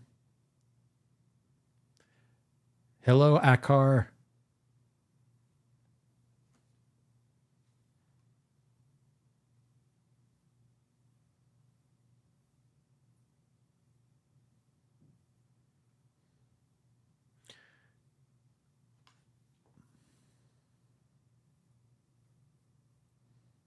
Oh, Akar, I see. Okay, Akar, I got you. You're up. I see you're in the queue, and I'm going to just right away start shuffling the cards to get ready, and you can pick your subject. Let me know what your subject is, what you're curious about.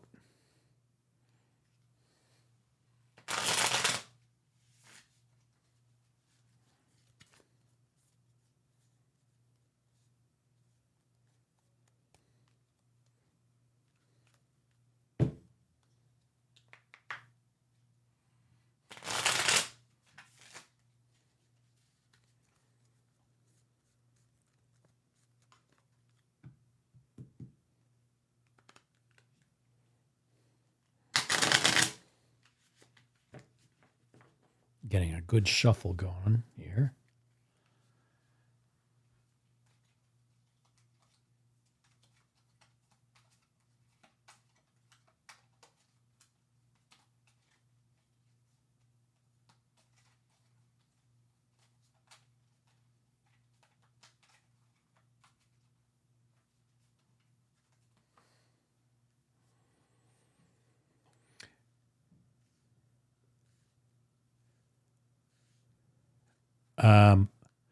Well, make sure if things are freezing up, make sure you don't have anything. You don't have anything else streaming, on another tab or something. Make sure everything is closed other than one stream so that you can maybe, make sure you're not trying to use too much bandwidth.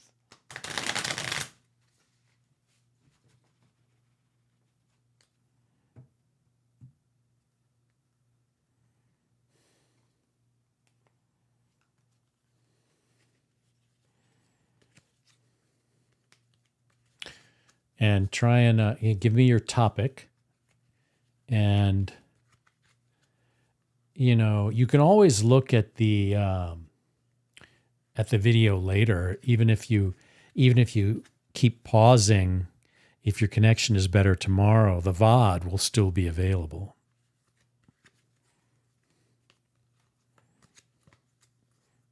I think the VODs will stay on Twitch for 6 days.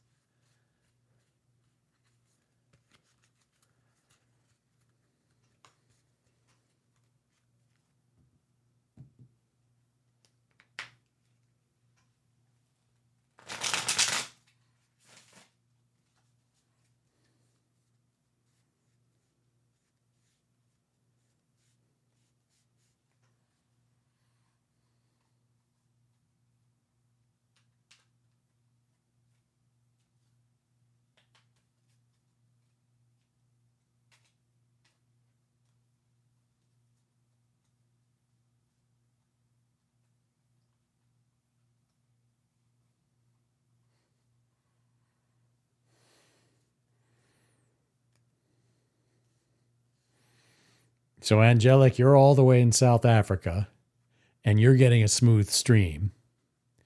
And then we probably have people that are just 4 blocks away who are all frozen. So,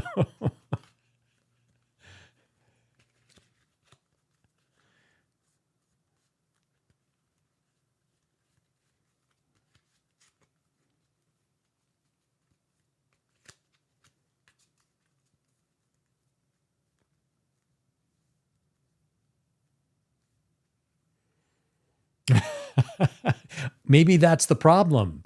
Maybe you're running at 1080 and nobody else can see it. That's what it is. You took all the pixels. I think you took all the pixels from the stream.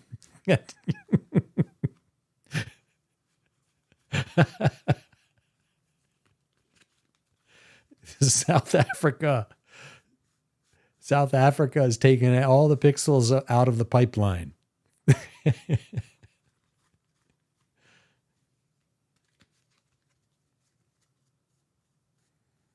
Oh boy.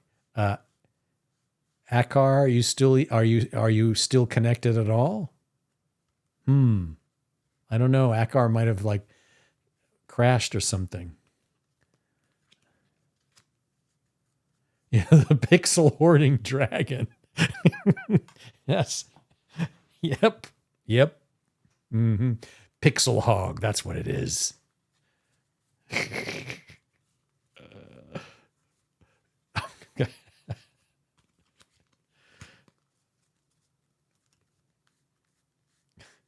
Isn't that so funny that we're doing this tarot reading and it's going all the way through underwater cables, all the way across the entire ocean, all the way to South Africa for angelic? Isn't that just incredible?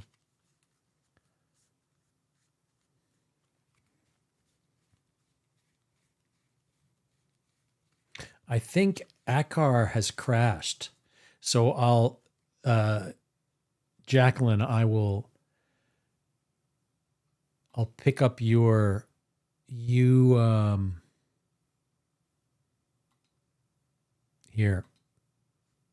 Okay, Jacqueline, you are up now.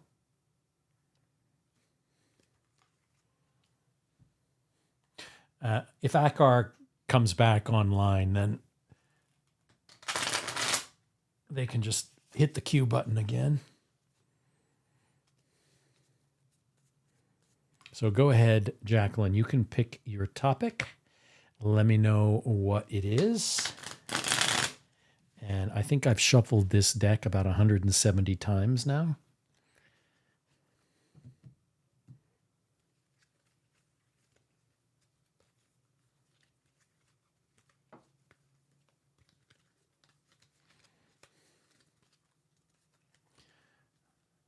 You can never shuffle too much.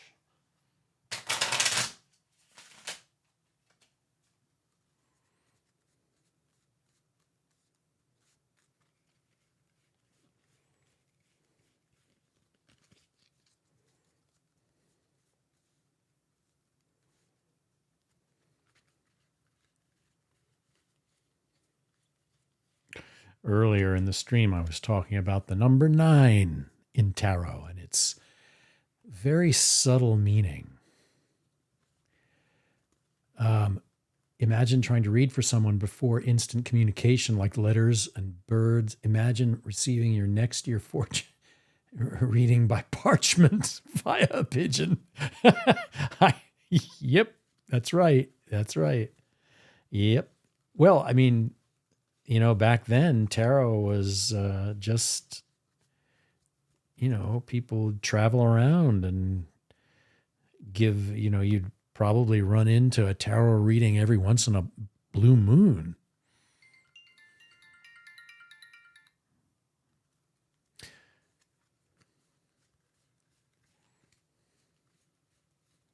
You still with us, Jacqueline? You still here?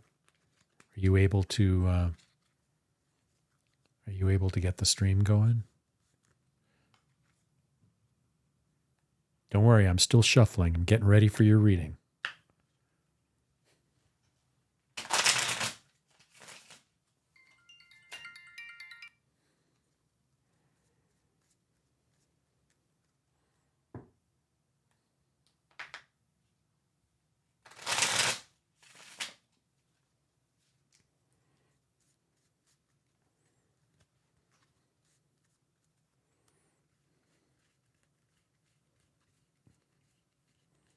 Uh-oh.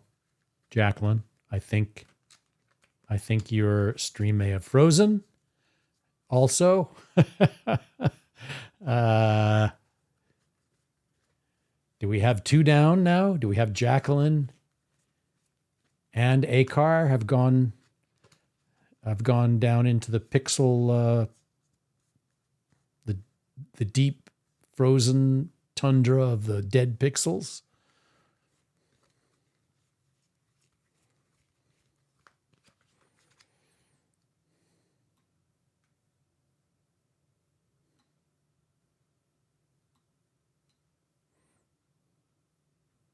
You never know with streams. You never. Well, we'll wait. The queue is open. So if Jacqueline is still there, then just let me know. But I will just take anyone else who wants to jump in the queue is fine.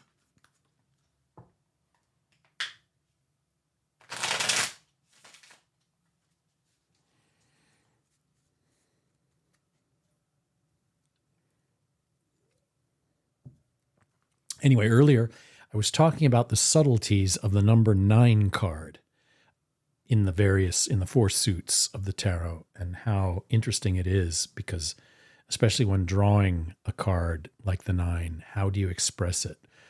But that idea that it's the almost culmination, and at the same time, it's this higher sort of application of one's powers and one's insight into what one is doing. And so it makes it a very interesting card. And because of the math of the 9, the 3s, all incorporated, and the 3 being an active number.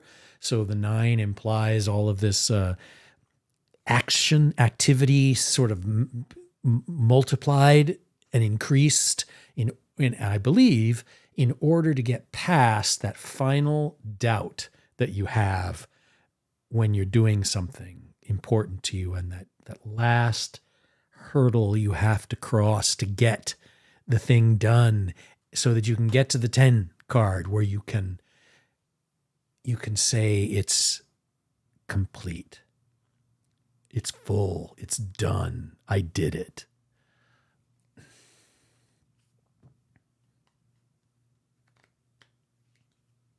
Oh, good, Angelic. Yeah. Well, it's nice because in chat, like the way you bring up topics, it makes it's important in a chat, I think, to, you have these things you didn't sit down to stream about. They just come up in conversation. And so you never know where things will go, what ideas will pop up, do you think the energy of the 9 carries into the life path number 9 in New Yes. So, so here's a very good juncture. Here's a good point for me to talk about this particular deck. The deck I'm using, look like the number cards, okay, the way they work. I'll just take 2, for instance. So this deck, it differentiates itself and is vastly older than the Rider-Waite tarot deck. So the Rider-Waite tarot deck comes out in the United States in 1909, I believe. And it is an effort by the Golden Dawn people to create a deck that more people will accept and be interested in. And so what they did is, for the number cards like these, they made them more pictorial instead of abstract and symbolic. So they put people in them and little scenes to express ideas.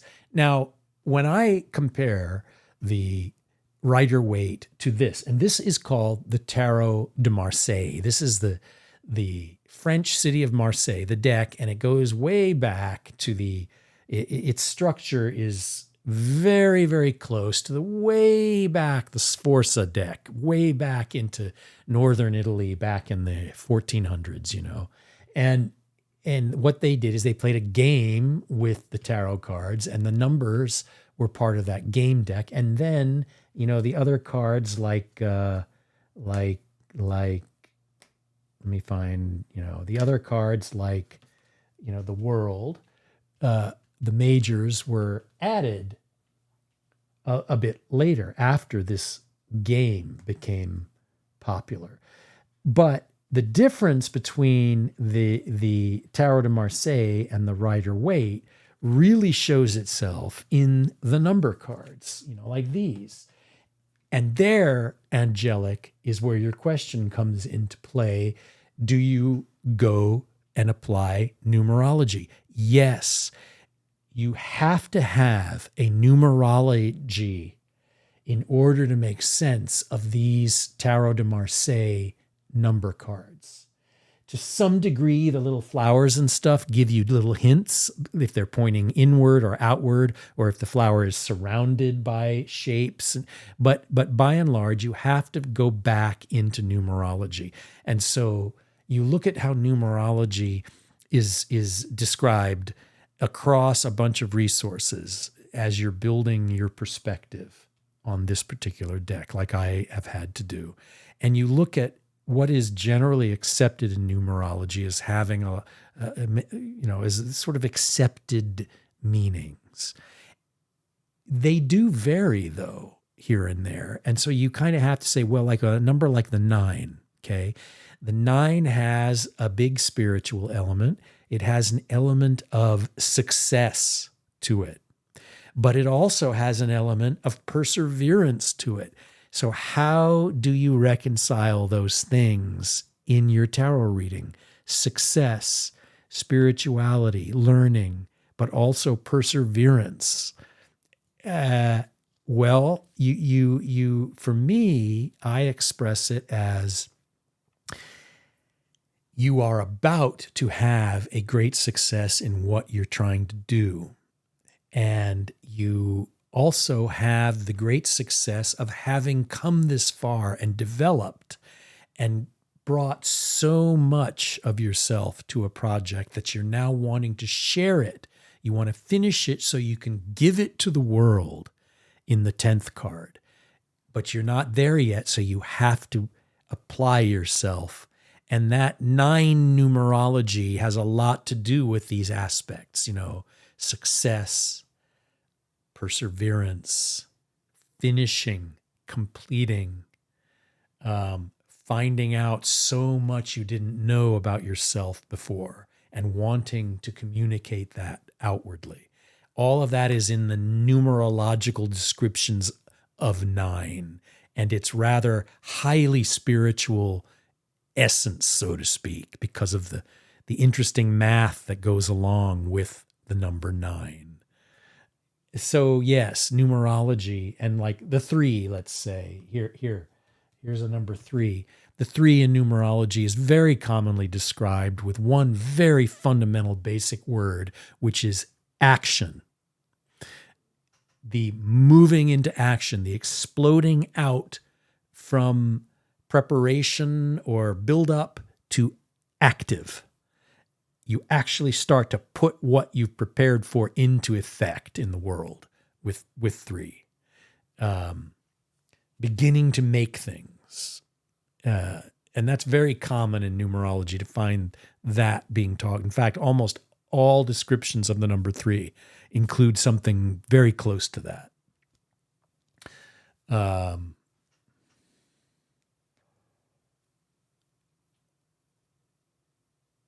Oh, hi, Meteor Fox. My life, I don't really. I don't know what my life path number is.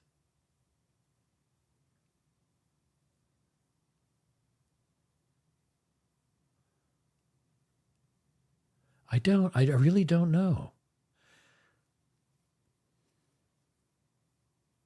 You're right. They can come from other angles. Absolutely.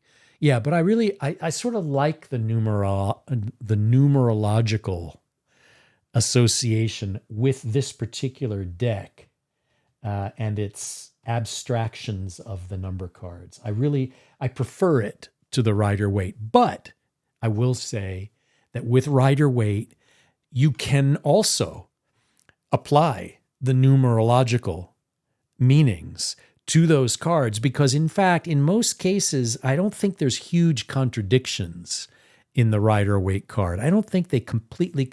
There are a couple cards in there that are a little like, I don't know, that kind of disagrees with the numerology, but not entirely. And you can always find something in those Rider-Waite images that will sort of correspond to the basic numerology that you would apply to those same number cards here in the Tarot of Marseille. I like the Tarot of Marseille because it's so old.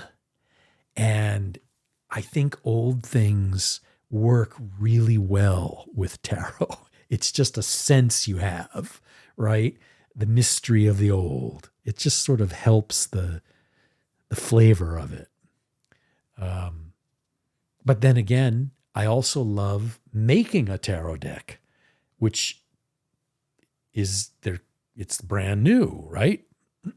So both things have value equally, really.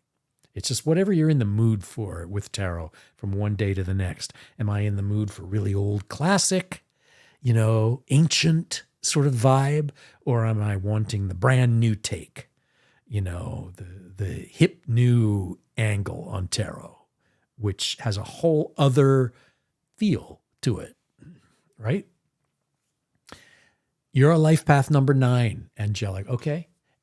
Struggled with perseverance. Okay. Like it's probably your life lesson to just persevere through things. That's, for me, number card 9 is all about that. Because how else do you get to the party of the 10 or the falling into the sofa and saying, oh my gosh, I don't think I'm ever going to be able to get up after finishing that, of the 10. The 9 is like that's the big, in a boxing match, it would be the big flurry in the 12th round to try and score the knockout, right? You've always struggled with it in your passions, but you've persevered through lots of stuff in life, not just your own personal interests and pursuits. Yeah. Well, I mean, if that's your number, then I'm glad I discussed it tonight, because the 9 is it's one of those numbers that I've stumbled over. 9, 8 is a little difficult because it has some contradictions built into it. There's parts of the Rider-Waite tarot deck where the 8 implies some rather negative looking things like getting away or being trapped. And that's an interesting thing about the 8, because that is there in the numerology of the 8, because the 8, is all about balance and perfection, but it's on a pin needle balance point. And if you don't quite have it right, that perfect balance of the 8, that perfect form and beauty and infinite potential, can wind down and close up and become more like a 4. And it can cause you to get, circled inside. And so that 8 has these contrary aspects to it that you have to kind of reconcile when you're doing a reading. And which one, if the 8 shows up, what is the reading leaning toward here? The perfection and balance, or the closing and defensive quality? Synchronicity. And that's with tarot, synchronicity is a huge thing with Carl Jung. And you read Carl Jung, and I'm telling you, he never really wrote very much about tarot. Other people have talked about what they thought Jung would have thought about tarot. I think he did make a couple comments about it at some point, though. He was interested in it.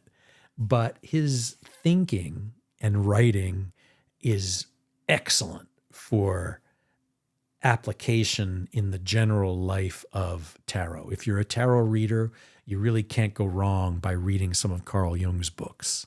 Fascinating. They give you like a real, and synchronicity that's where synchronicity comes from, is from Carl Jung. And but he talks about archetype images that are embedded in all human conscious or unconscious minds. And what else does the tarot do but talk about unconscious all the time? The moon card, for instance. The moon card is about, hey, there's this vast underground and under ocean reservoir in your unconscious mind that you're barely aware of. And when it starts to seep up through the surface,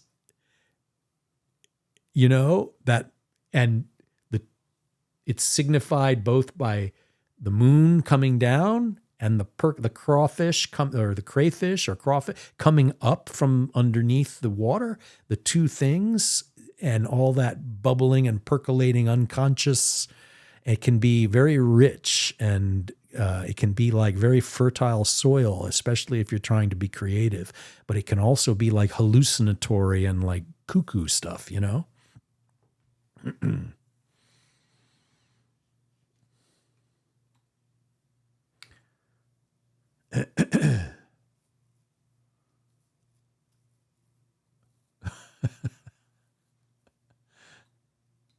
Hey, I lurk on streams all the time. Especially like, that sometimes people will be playing a game I'm interested in and I'll just hang out and watch. I'll never say anything in the chat. It's fun, And oh, good. Here we go. Meteor. I see. Yeah, I see.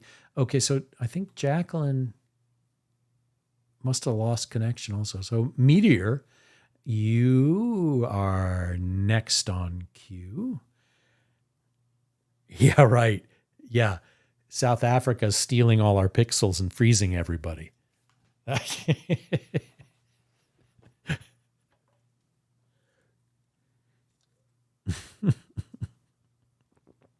South Africa probably has better computers, and so they get the best of the pixels.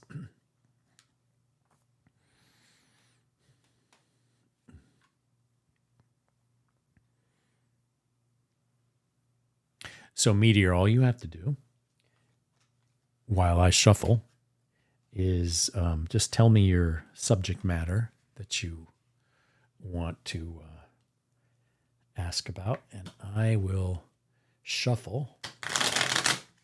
I'll only do 1,000 shuffles. We'll be here until Thursday.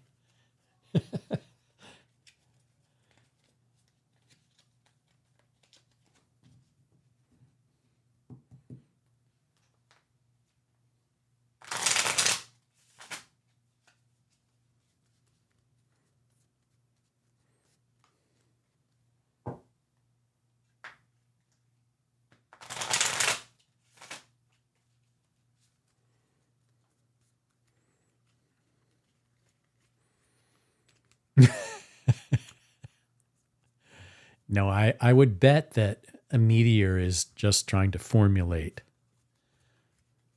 the subject.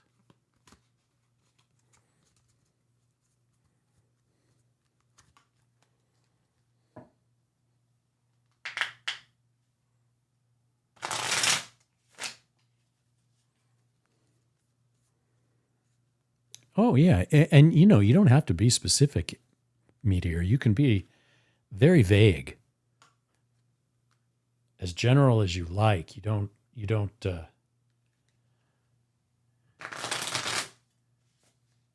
have to be any detailed or anything. You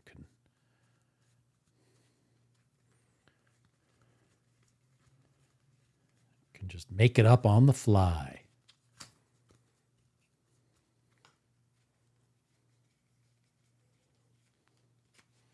I mean, sometimes people don't want to ask also their most personal questions,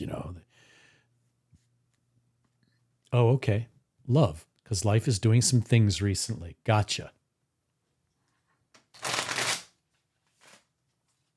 Okay. Well, let's do my favorite little reading spread. I call it the Mountain Peak. It's very simple. It sounds silly, but it's just basically what happens is a card as the main signifier, the most visible part of the mountain above the trees. On the left is a rather unconscious, sort of almost dreamlike thought or suggestion. And on the right is a very conscious, more active hint that the tarot is trying to communicate.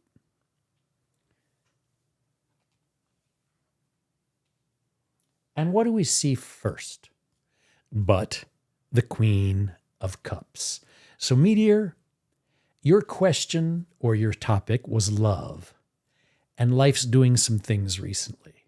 And what the tarot is clearly trying to say to you in this one instant out of all of the universe and time and space, this one moment when you stumbled upon this stream and came and saw this kook Cymaxian who has the temerity and gall to try and do a reading for you, And the first card he pulls out is all about your heart and the Queen. What is the Queen? Well, the Queen is you. It's that part of you that knows your heart, that wants to live your feelings, that is not afraid to explore and experience even the depths of their heart, the feelings that are the worst and the best. But the Queen is like consciousness, always maintains that slightly elevated and outside of ourselves view. The Queen is a queen because she has control. She has control of herself. She's mastered herself. But also, the Queen in this deck represents a sense of always trying to benefit others, always trying to feed others and give them what they need, what makes everybody flourish. And that is what the tarot is saying is in you as an aspect of your personality that's rather significant because it's a court card. It's not a day-to-day little thing that waxes and wanes. This is something more persistent in you. And you can rely on this general ability that you have to follow your heart. Even if the cup is closed, she's not going to give up on finding out what her true feelings are about anything or anyone. Even if it's a broken heart, she's there. She's got mastery of it. She's holding it. You know, look at her. She's got that staff, very sword-like. So she has reason. She has mind. She's got power of mind. She's got control of her passions. She's not at the mercy of her feelings and the ups and downs of her heart. She has a very meditative approach to things. Equanimity, they call this. Balance. An ability to maintain one's sense of self no matter how bad things get or how crazy good they get. There's always a sense of being the master of oneself and yet still always following one's heart and growing more and more understanding of how you work, how your heart operates.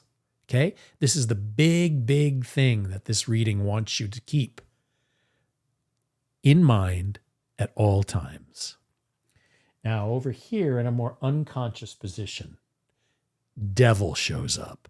This is a major arcana card. Now, the Devil suits the left-hand unconscious position quite well, really for obvious reasons, because these unconscious drives that can sometimes lock us in, obsessions, feelings we have that we cannot get away from, that we can't master, that they boil up in us and they occupy us for hours out of the day, sometimes all day, every day. And we go to sleep thinking about them. We wake up thinking about them. We go around, we're spinning around in these circles. And the Devil is all about imprisoning yourself in something that you may need to be freed from. And this card is saying, okay, this is an unconscious issue. This is something that affects you and it comes out in your dreams and you don't even realize it. It's sort of hidden from even you're not always aware of these problems, but you remember who's in charge here. Remember who's on top of all this. The Queen of Cups, always master of herself, always exploring, always willing to dip down in here and bring this up bring this up into the sunshine where it can be examined and understood. That's what the Queen is doing. Now let's go over to a more conscious little bit of advice. And you get the King of Wands. Again, the King is control. The King is very, very much a master of creative energy, of lust, of desire. And what's happening here is the card is saying, consciously now, be aware and take the actions required to free yourself from being in any way locked in and obsessive about a feeling or something that needs to be let go. And be very cautious about not doing the things that you would need to do as a person in charge of the situation. You have to take the actions required. You have to go and do things in order to break cycles and to distract and weaken the hold of this card here that's an unconscious issue. So this is simply saying that there is the potential for you to withdraw and maintain perhaps an isolated viewpoint, just to wallow in your feelings rather than taking the actions, creative actions, using your drive to change things, your drive to be with someone, but using your healthy drives to help get you out of something that may be hindering you. The key here, of course, is the central card. This is the card that you walk around with in the back pocket because it is the one that will guide you through the unconscious and the conscious issues that you're aware of. This is the card. The Queen of Hearts is your guiding light to master the situation and get past it.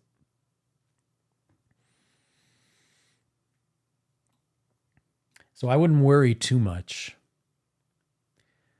You don't stop loving people.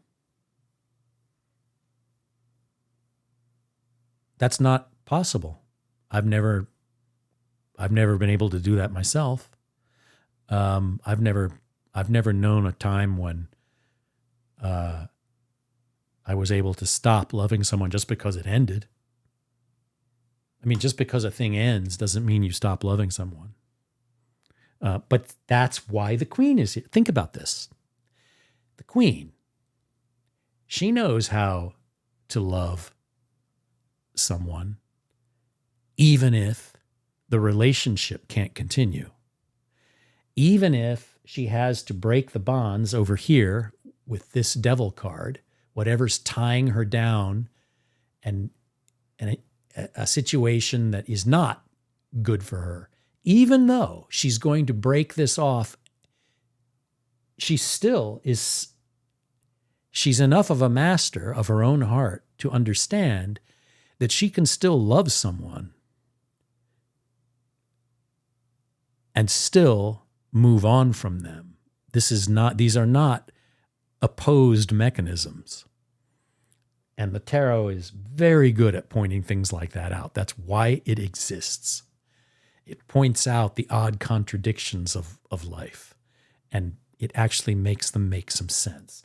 But keep the Queen in mind, because she will be a force for giving you the sense that you have the power over everything that happens over here and how things are worked out. But you also have the power over being able to hold your own feelings and keep them any way you wish to. If you say, I still love this person, then you do. That doesn't mean you still have to be obsessed or tied down or in a bad thing. you know, and the queen can always figure out that kind of thing about themselves.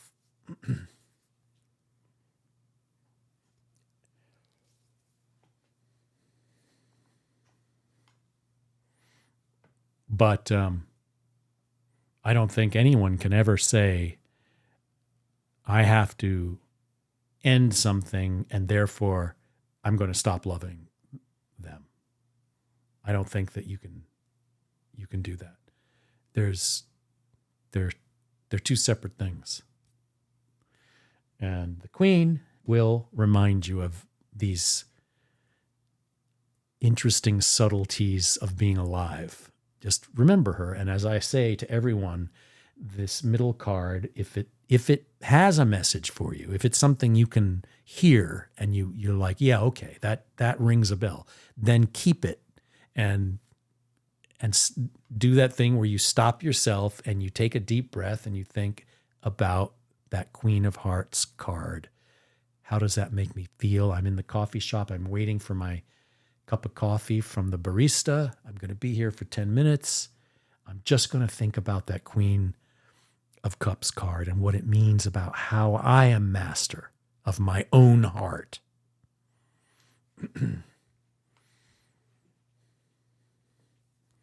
You're welcome, Meteor.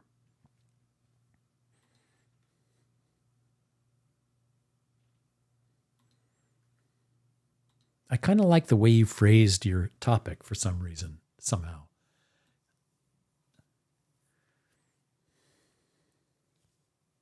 No way. You're starting a barista job tomorrow? Oh, wow. That's like, okay, so all the more I have to repeat. Sometime during your day tomorrow, as you, on your first, remember this card. Remember that this is what you've got. You know, take a screenshot or something so you don't forget. Well, congratulations and good luck tomorrow. That's, starting a new job's a big thing. You know, walking in that first day. Yeah. Yep.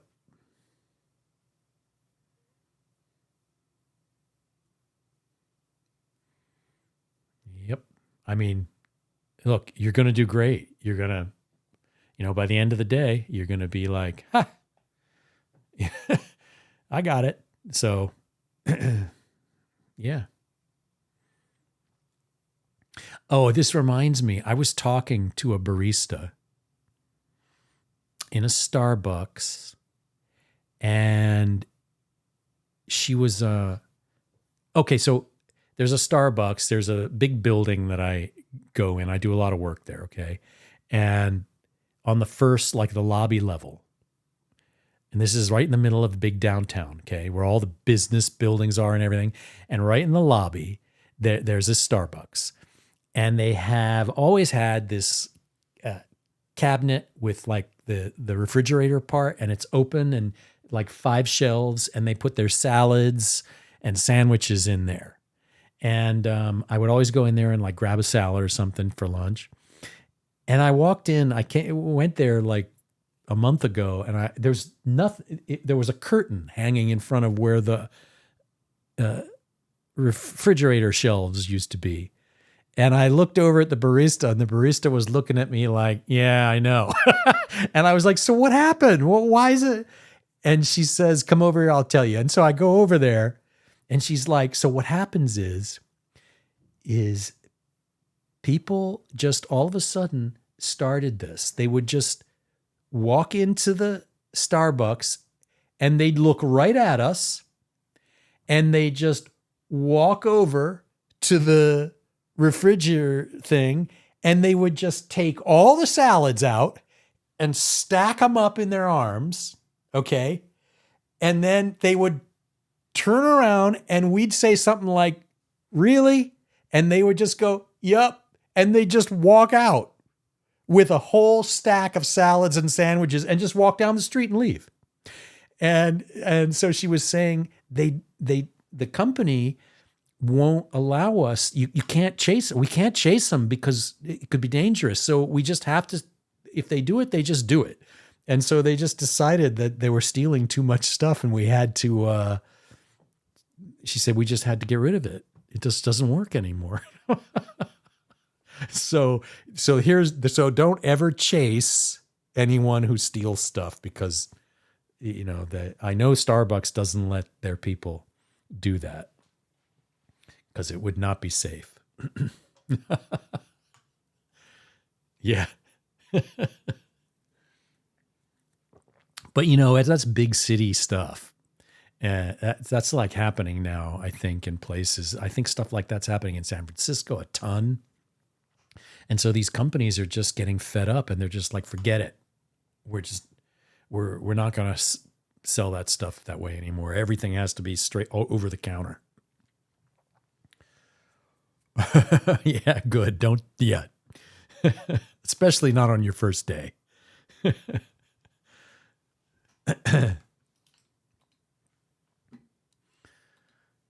So,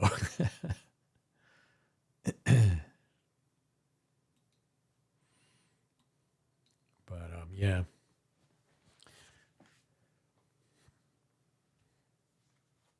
So yeah, I hope that reading. Yeah, remember Queen of Cups. That's the card.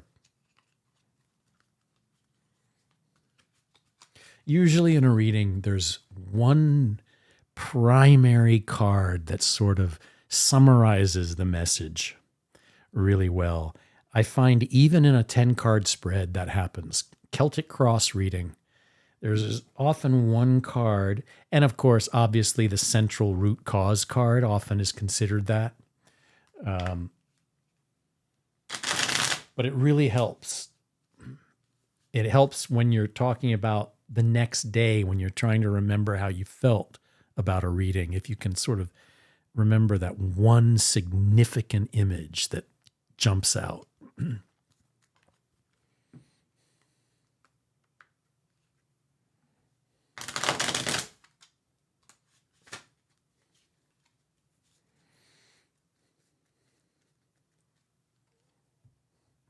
That's good. I feel kind of honored, Meteor, that I get to do a reading right before like your first step into a brand new whole job thing.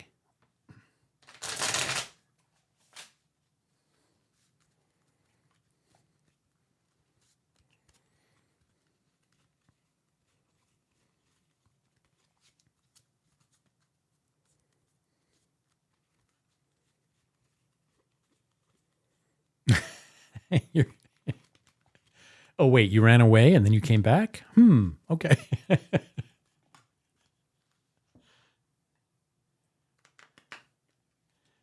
If I was live? You were wondering if we were live?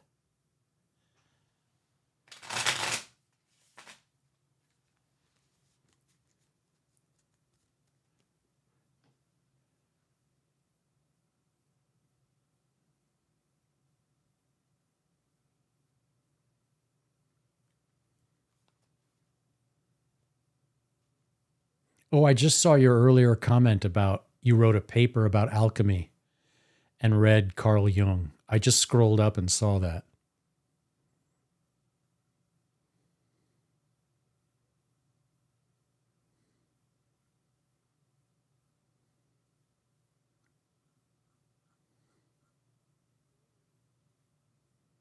Oh, you were here. Okay. Yeah.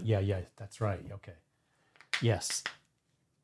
Well, yeah. And I was talking earlier. I actually started putting together a little schedule just today. I put Monday from 7 to 10, and I put Wednesday from 7 to 10 in the schedule. I figured I would start with 2 that are sort of nailed down and then kind of go from there.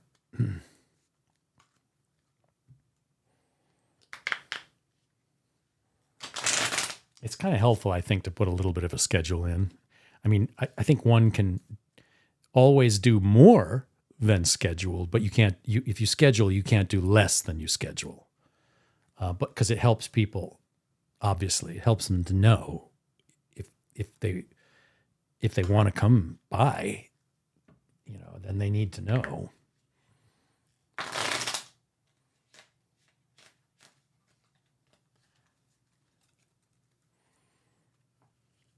Yeah, and the interesting thing about Twitch, it kind of works well. I was trying it today. You can set up the schedule in Twitch, and then you can say to send it to your own calendar. Like you can send it to Google Calendar so that you get a little warning on your phone from the calendar. Oh, in half an hour, I'm streaming tarot. So it keeps you keeps you on it. I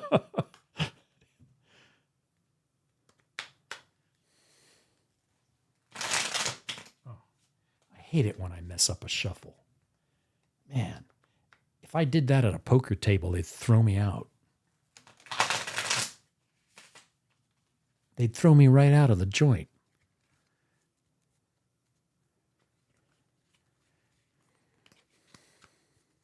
Yeah, for some reason, the number 9 has been the topic tonight in the numerology of the tarot. And it was my topic today also in working on stuff with tarot. The number 9 just kept coming up. And so when I sat down to do this, it just came out. I was like, okay, let's talk about the 9. What the heck does it mean?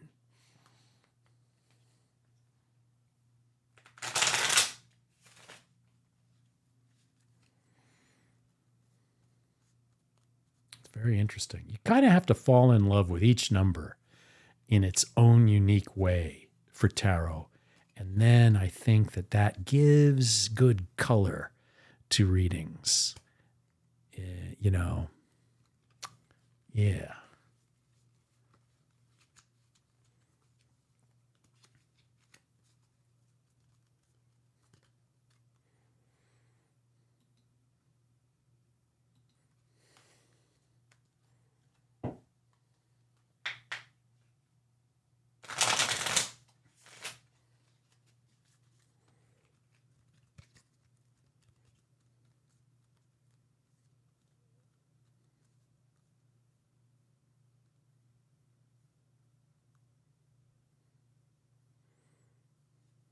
Oh, I just saw your comment, Angelic. If you're still alive by the time Jeff finishes, I may be able to use a sub perks and possibly guide the raid here. Then others can see how. Oh, I see what you're saying. Oh, yeah, that's a nice idea. Thank you.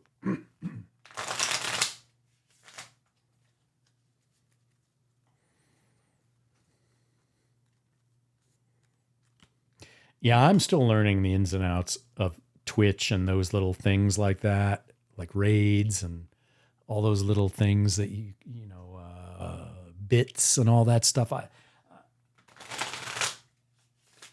this point, I just like to do it. I'm like, what is all that? What is this? What are these buttons? What do you do here? How do you do this? What do you give people? I don't know. Like people they gift stuff. They gift subs. Like sometimes I've watched streams and something pops up and it says somebody gifted me something. I'm like, how did they do that? What is that? What do I do with that? And I think it just means that if I go to someone's stream, maybe the ads don't play for me or something. If I have a sub, I think, I don't know. I'm still new enough at this to not understand these things entirely.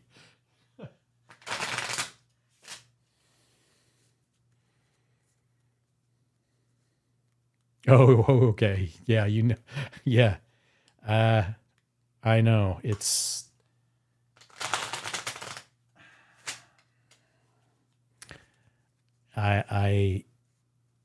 I know I'm very good technically with stuff. But using things like this sometimes get me like, I'm like, what? Because there's so many little settings and like social this and social that, and I don't know. It's just a lot to. And then at the same time, you're trying to figure out what you're doing with your actual tarot. It's hard enough without piling all these other little things on top. So.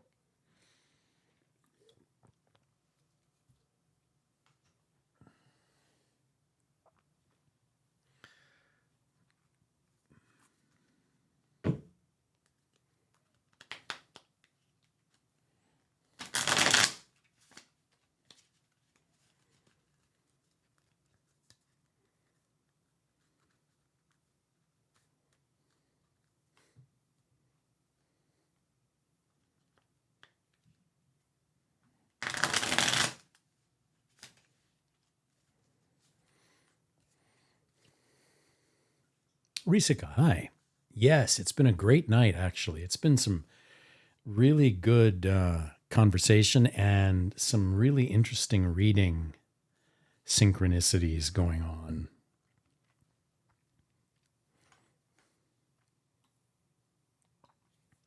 Really fascinating. And a lot of discussion of the number 9 in tarot and numerology.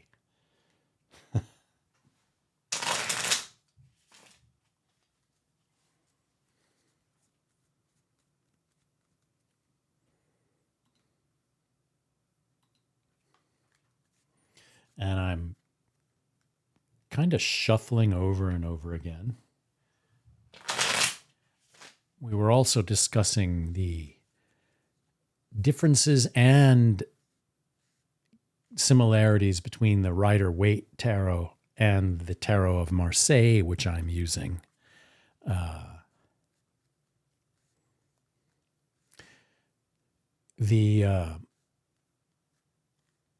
Basically the exploration of number 9 and its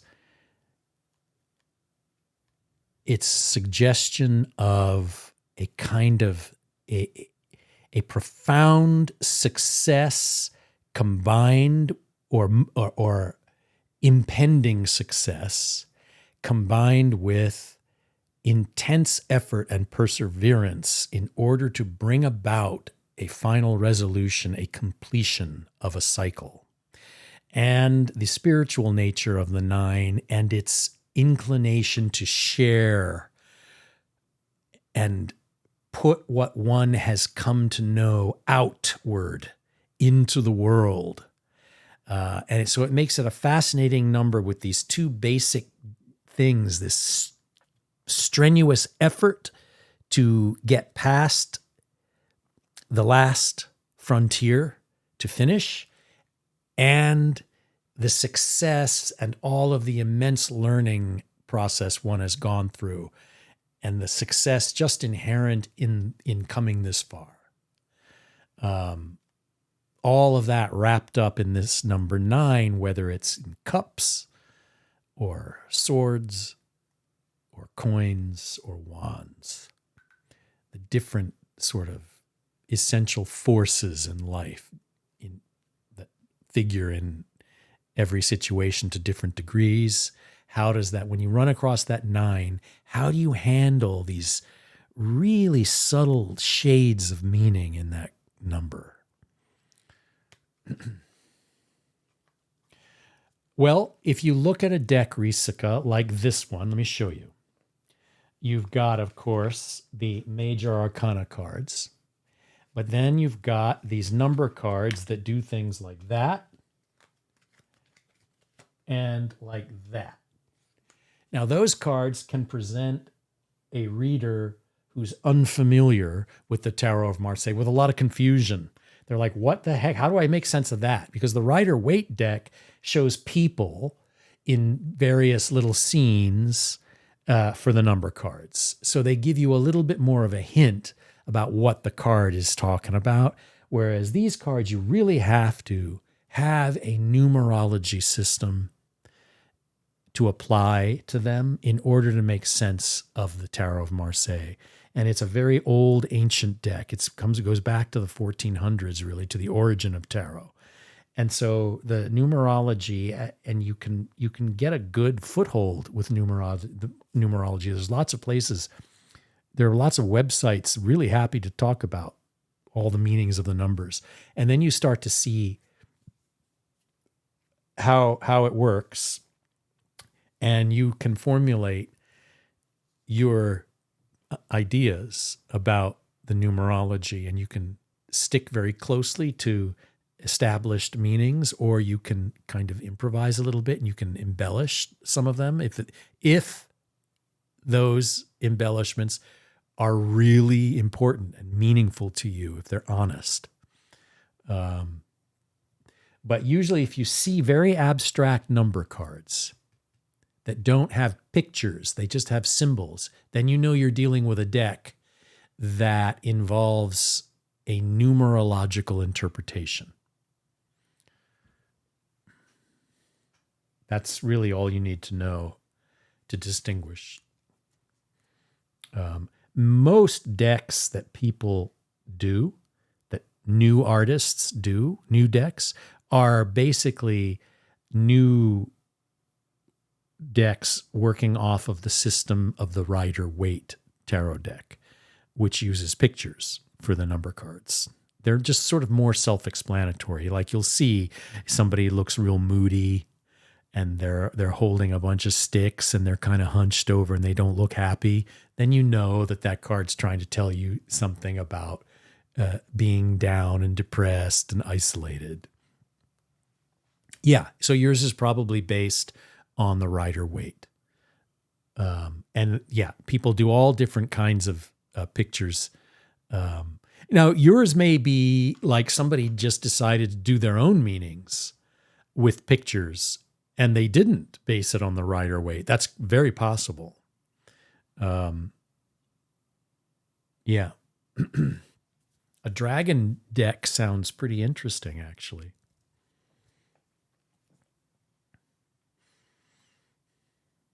Sounds kind of cool.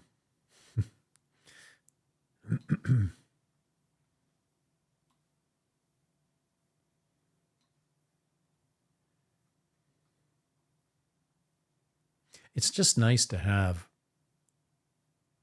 a variety of different decks, because sometimes you can be doing tarot readings and then you can feel like something is a little off, like you're not quite enjoying it as much as you did, and you just feel like a little you're kind of not fully inspired by the stories that you find in the readings. And so sometimes you just need to switch the deck. Just a different set of images will just totally make you get enthusiastic again.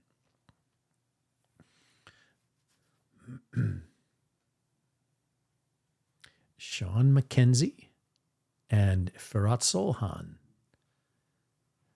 Oh, great. So, yeah, I mean, I have quite a few, but man, there are people that have way more tarot decks than I do that really collect them.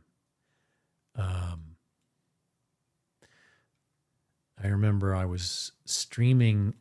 I did some streams about a year and a half ago, and someone was like, had a ton of different decks, and they were like taking photographs of their decks and sending them. They were like putting them in the Discord, and there was a Discord I had, and I was like, wow, where are they finding these decks? I'd like never seen them before. And then they would just put links to, like, you can get them on Amazon, you know? You can get like every deck on Amazon one way or another.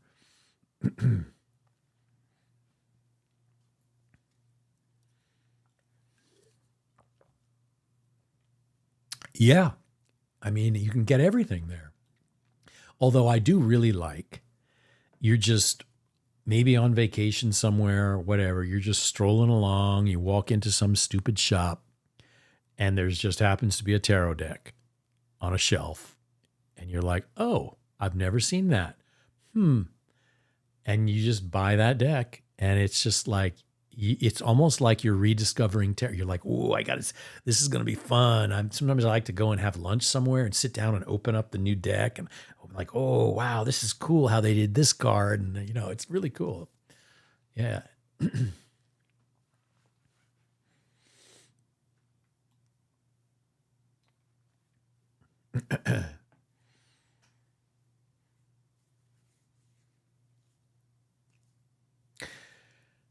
Well, there have been little things I've done, but they're usually very simple. Like I will simply take a deck and put it in a specific special little box and just keep it in that box for a while. I've done things like put the tarot deck on a table next to where I sleep. Like feeling like, well, it has that like slight like that dream connection. I've done that. Some people say you should leave it in the moonlight, like out on the windowsill or something overnight.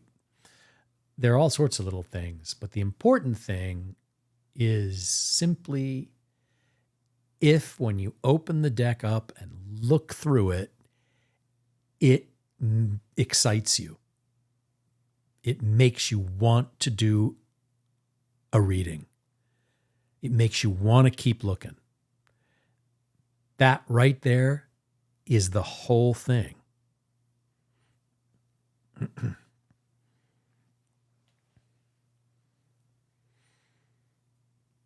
If the deck inspires you, you'll know very quickly.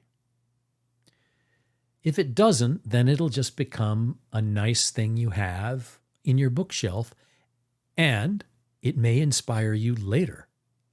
It may inspire you a year later. When you look at it again, you're like, oh my God, I actually really love this deck. And you have a whole different new feeling about it. So that's how a deck is set up. It's how it hits your imagination and makes you start working, those wheels turning.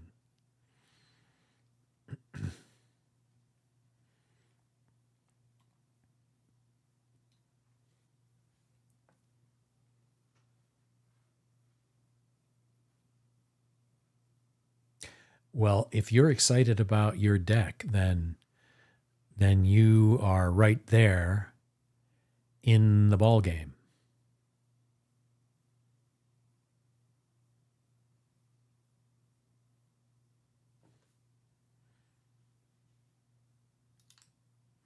Oh yeah, it's nice when you have a book. Yeah, and then you can really sort of research it and really dig in deep on that deck. Absolutely. And I see you, Miradot, and this will be the final reading of the evening. I have picked you. You are up, Miradot. All you have to do is tell me what your subject is. And I'm going to be shuffling right now. And yeah, Risika, I hope you really enjoy the deck. And yeah, just put it next to you. Basically sleep on it, I mean, just have it nearby. And if it's inspired you, then you're already really there. Okay, Miradot, you have moved recently to a new area. Yep.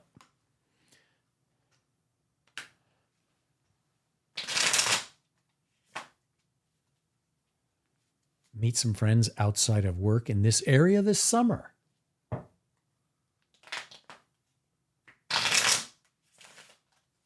Okay, the tarot is going to give you a high point signal. Initially, the very first thing to think about and to keep in mind. And then this little mountain arrangement is going to give you an unconscious sort of piece of advice, something that's sort of under the surface influencing you that you may not be aware of. And then over here, kind of a hint for something to be really fully aware of and maybe to act upon. And what do we have first? The King of Wands. Okay, so the King of Wands, you're in a new place. You're you work, you want to do things outside of work, and hopefully that brings you into a whole new social world and you get to know people. The King of Wands is a master communicator. That's how he got there. And he's able to draw upon his creative spirit. Now, the creative spirit in Wands is the fire, it's the passion. And that is the energy that one uses not only in intense relationships of romance, but you use it in creative projects, in work, in anything you do, including friends and how you interact with friends and the energy and drive you put into meeting people, talking to people, and building friendships. And the king has not only the creative power here of the wands, all of that energy, but he knows where and when to apply it. And he does so skillfully, and he's dependable. He's also not easy to upset. He's always a master of himself and his feelings, and he leads, okay? Obviously, he's a king. He leads, and therefore, if we're talking about building a social circle, the fact that you have leadership energy, leadership qualities, will stand you on very solid ground for interacting and socializing with people, because people will recognize these qualities and they gravitate toward this. That's what happens with kings of high creative energy. People gravitate. So that's what the reading wants you to be aware of first. And since it's a court card, it is a rather significant aspect of your personality in conjunction with your current situation. And now a little unconscious hint over here. We get a reversal on the 10 of coins. Now, this means that on an unconscious sort of influence, difficulties with practical matters represented by coins can sometimes hold us back and make us feel a little unsure. Any sort of practical issues, and this doesn't necessarily just mean money. It can mean time. It can mean physical things. It can mean schedules with work. It can mean being in a new place and feeling sort of stranded and not knowing anyone. It's very practical. How do I find a place to go and like meet people? Those kind of practical issues are represented by this reversal. And all it's saying is, so to bring your recent developments to full fruition is going to take some effort, and it's going to slow down the process, the various little things and hiccups one runs into when being in a new place is represented by this card. And it's sort of underlying psychological effect on you that might be kind of making you feel a little unsure. That's all this card is showing. But this is the master of it. This is the high point of the mountain. This guy is in charge of bringing this to full awareness and taking care of it. And then, as we move over here into the more rational part, what happens here is right away, the very first thing that hits about the reversed chariot is don't push it. Don't get aggressive. That means you don't have to push socializing. You don't have to be fully in command of every situation. You can let things develop naturally. It doesn't have to take 2 weeks. It can take a month. You're not under any obligation. But this king here is a master of himself or herself and situations, including social situations, and can always be relied upon to figure out the most creative way to build a social world and to interact with friends.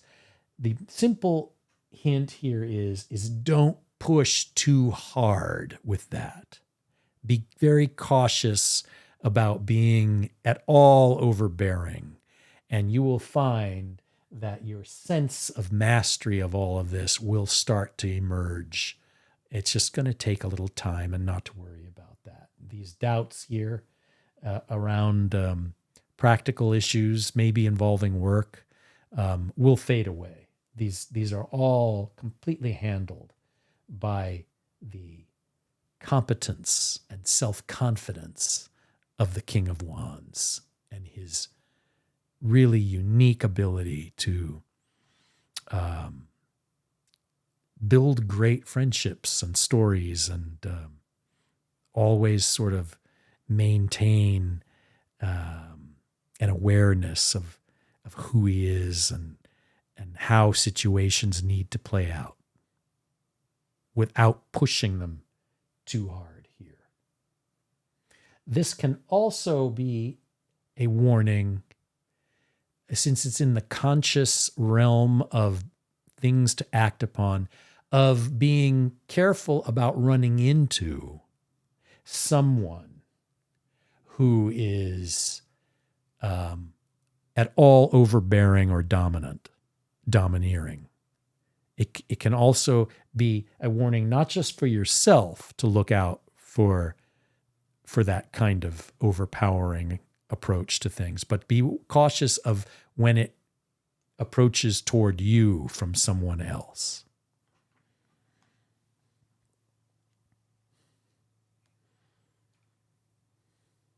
Yeah, don't force. This is something the tarot brings up a lot. Allowing things, and it has this in common with the I Ching, another way of talking about situations. And the I Ching also is very, very good at saying, don't take unnecessarily hasty actions. It means you don't have to go to every party. You don't have to try and connect with every single person you see on a screen in some social network. Take it gradually, and beware of anything that suggests pushing too hard.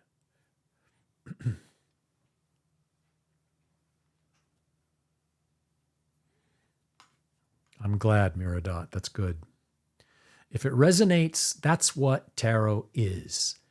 It is a gigantic, powerful resonator. Images, suggestions resonate with us, and they vibrate, and they sometimes a reading or an image will keep coming back to us weeks later. And it has sometimes a gradual, quiet influence and opens us up a little bit to things we had not thought of before. The power of the tarot. It's just there. It's just had it for 500 years now.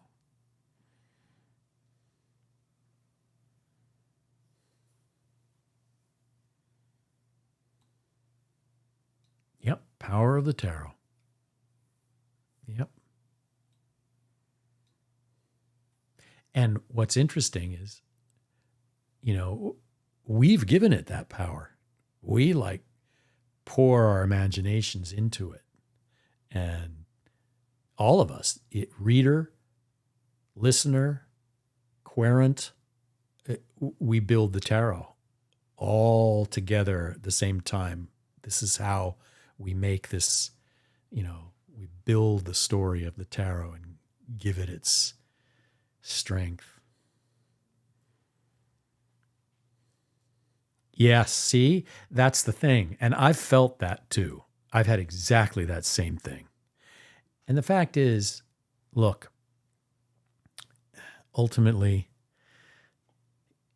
everybody has a few really, really great friends, and think of it this way. Look at where you are right now.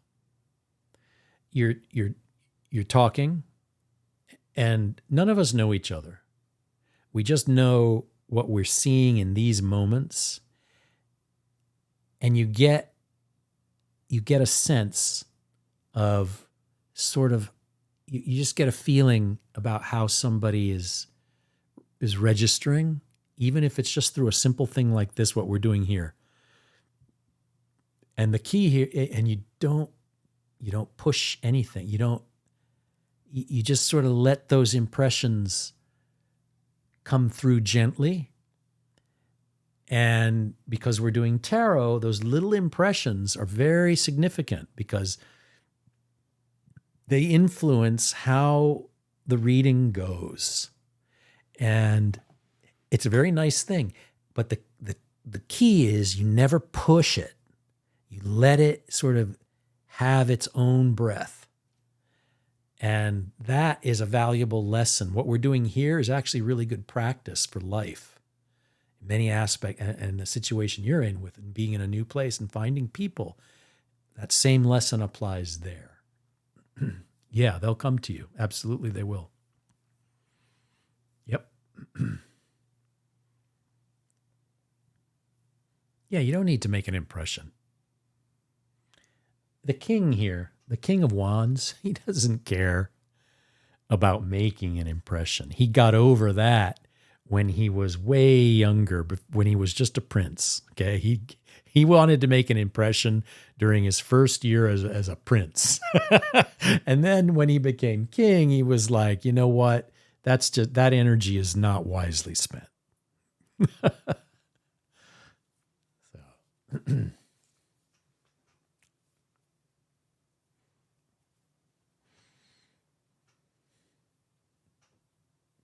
yeah, Mirada, you'll come back in here at some point and you'll get another reading and you'll be asking, okay, how do I reduce my number of friends? They're too many and they always want to have a party at my place. You'll be like completely the opposite. Okay.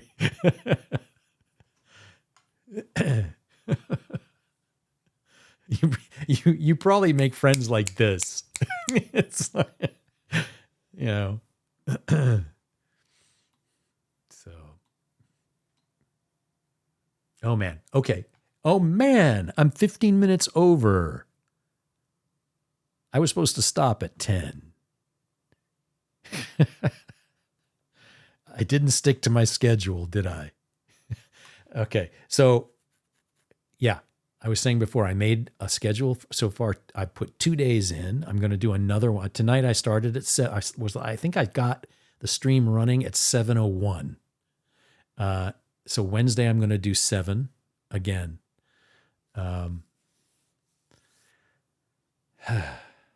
You're welcome, Miradot. It's very nice. Really, really interesting readings tonight. Yeah, very good set of discussions tonight, I think. Good points made all around tonight. Angelic, you were like firing like 1,000,000 miles an hour with your ideas. Yeah, you got to wait till Wednesday because, you got to wait till Wednesday because it would not be, it would not serve you well for me to go, oh no, you know what I mean? Yeah, come back on Wednesday. I know you will. You come in. You're not going to, you know you're going to come here on Wednesday. So, and I will just jump in early, jump in at exactly 7 and click the button. You don't have to click the button. Just say hi, and I'll do you first. You'll be the first card right off the deck.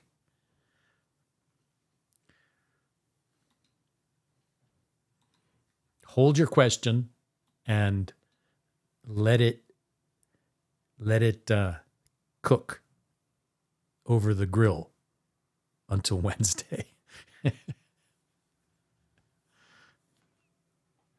All right. All right, folks. I'm going to Pacific. Yeah, I know you're far away. Yeah, Pacific. Geez.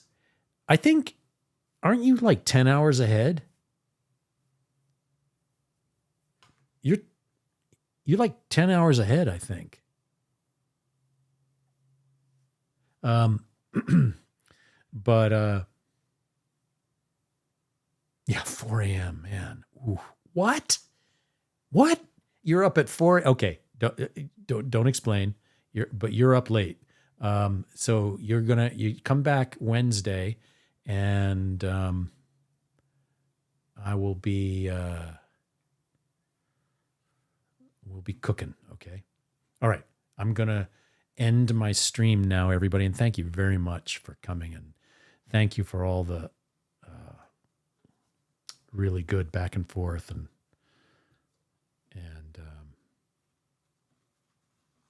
oh, I see. Yeah.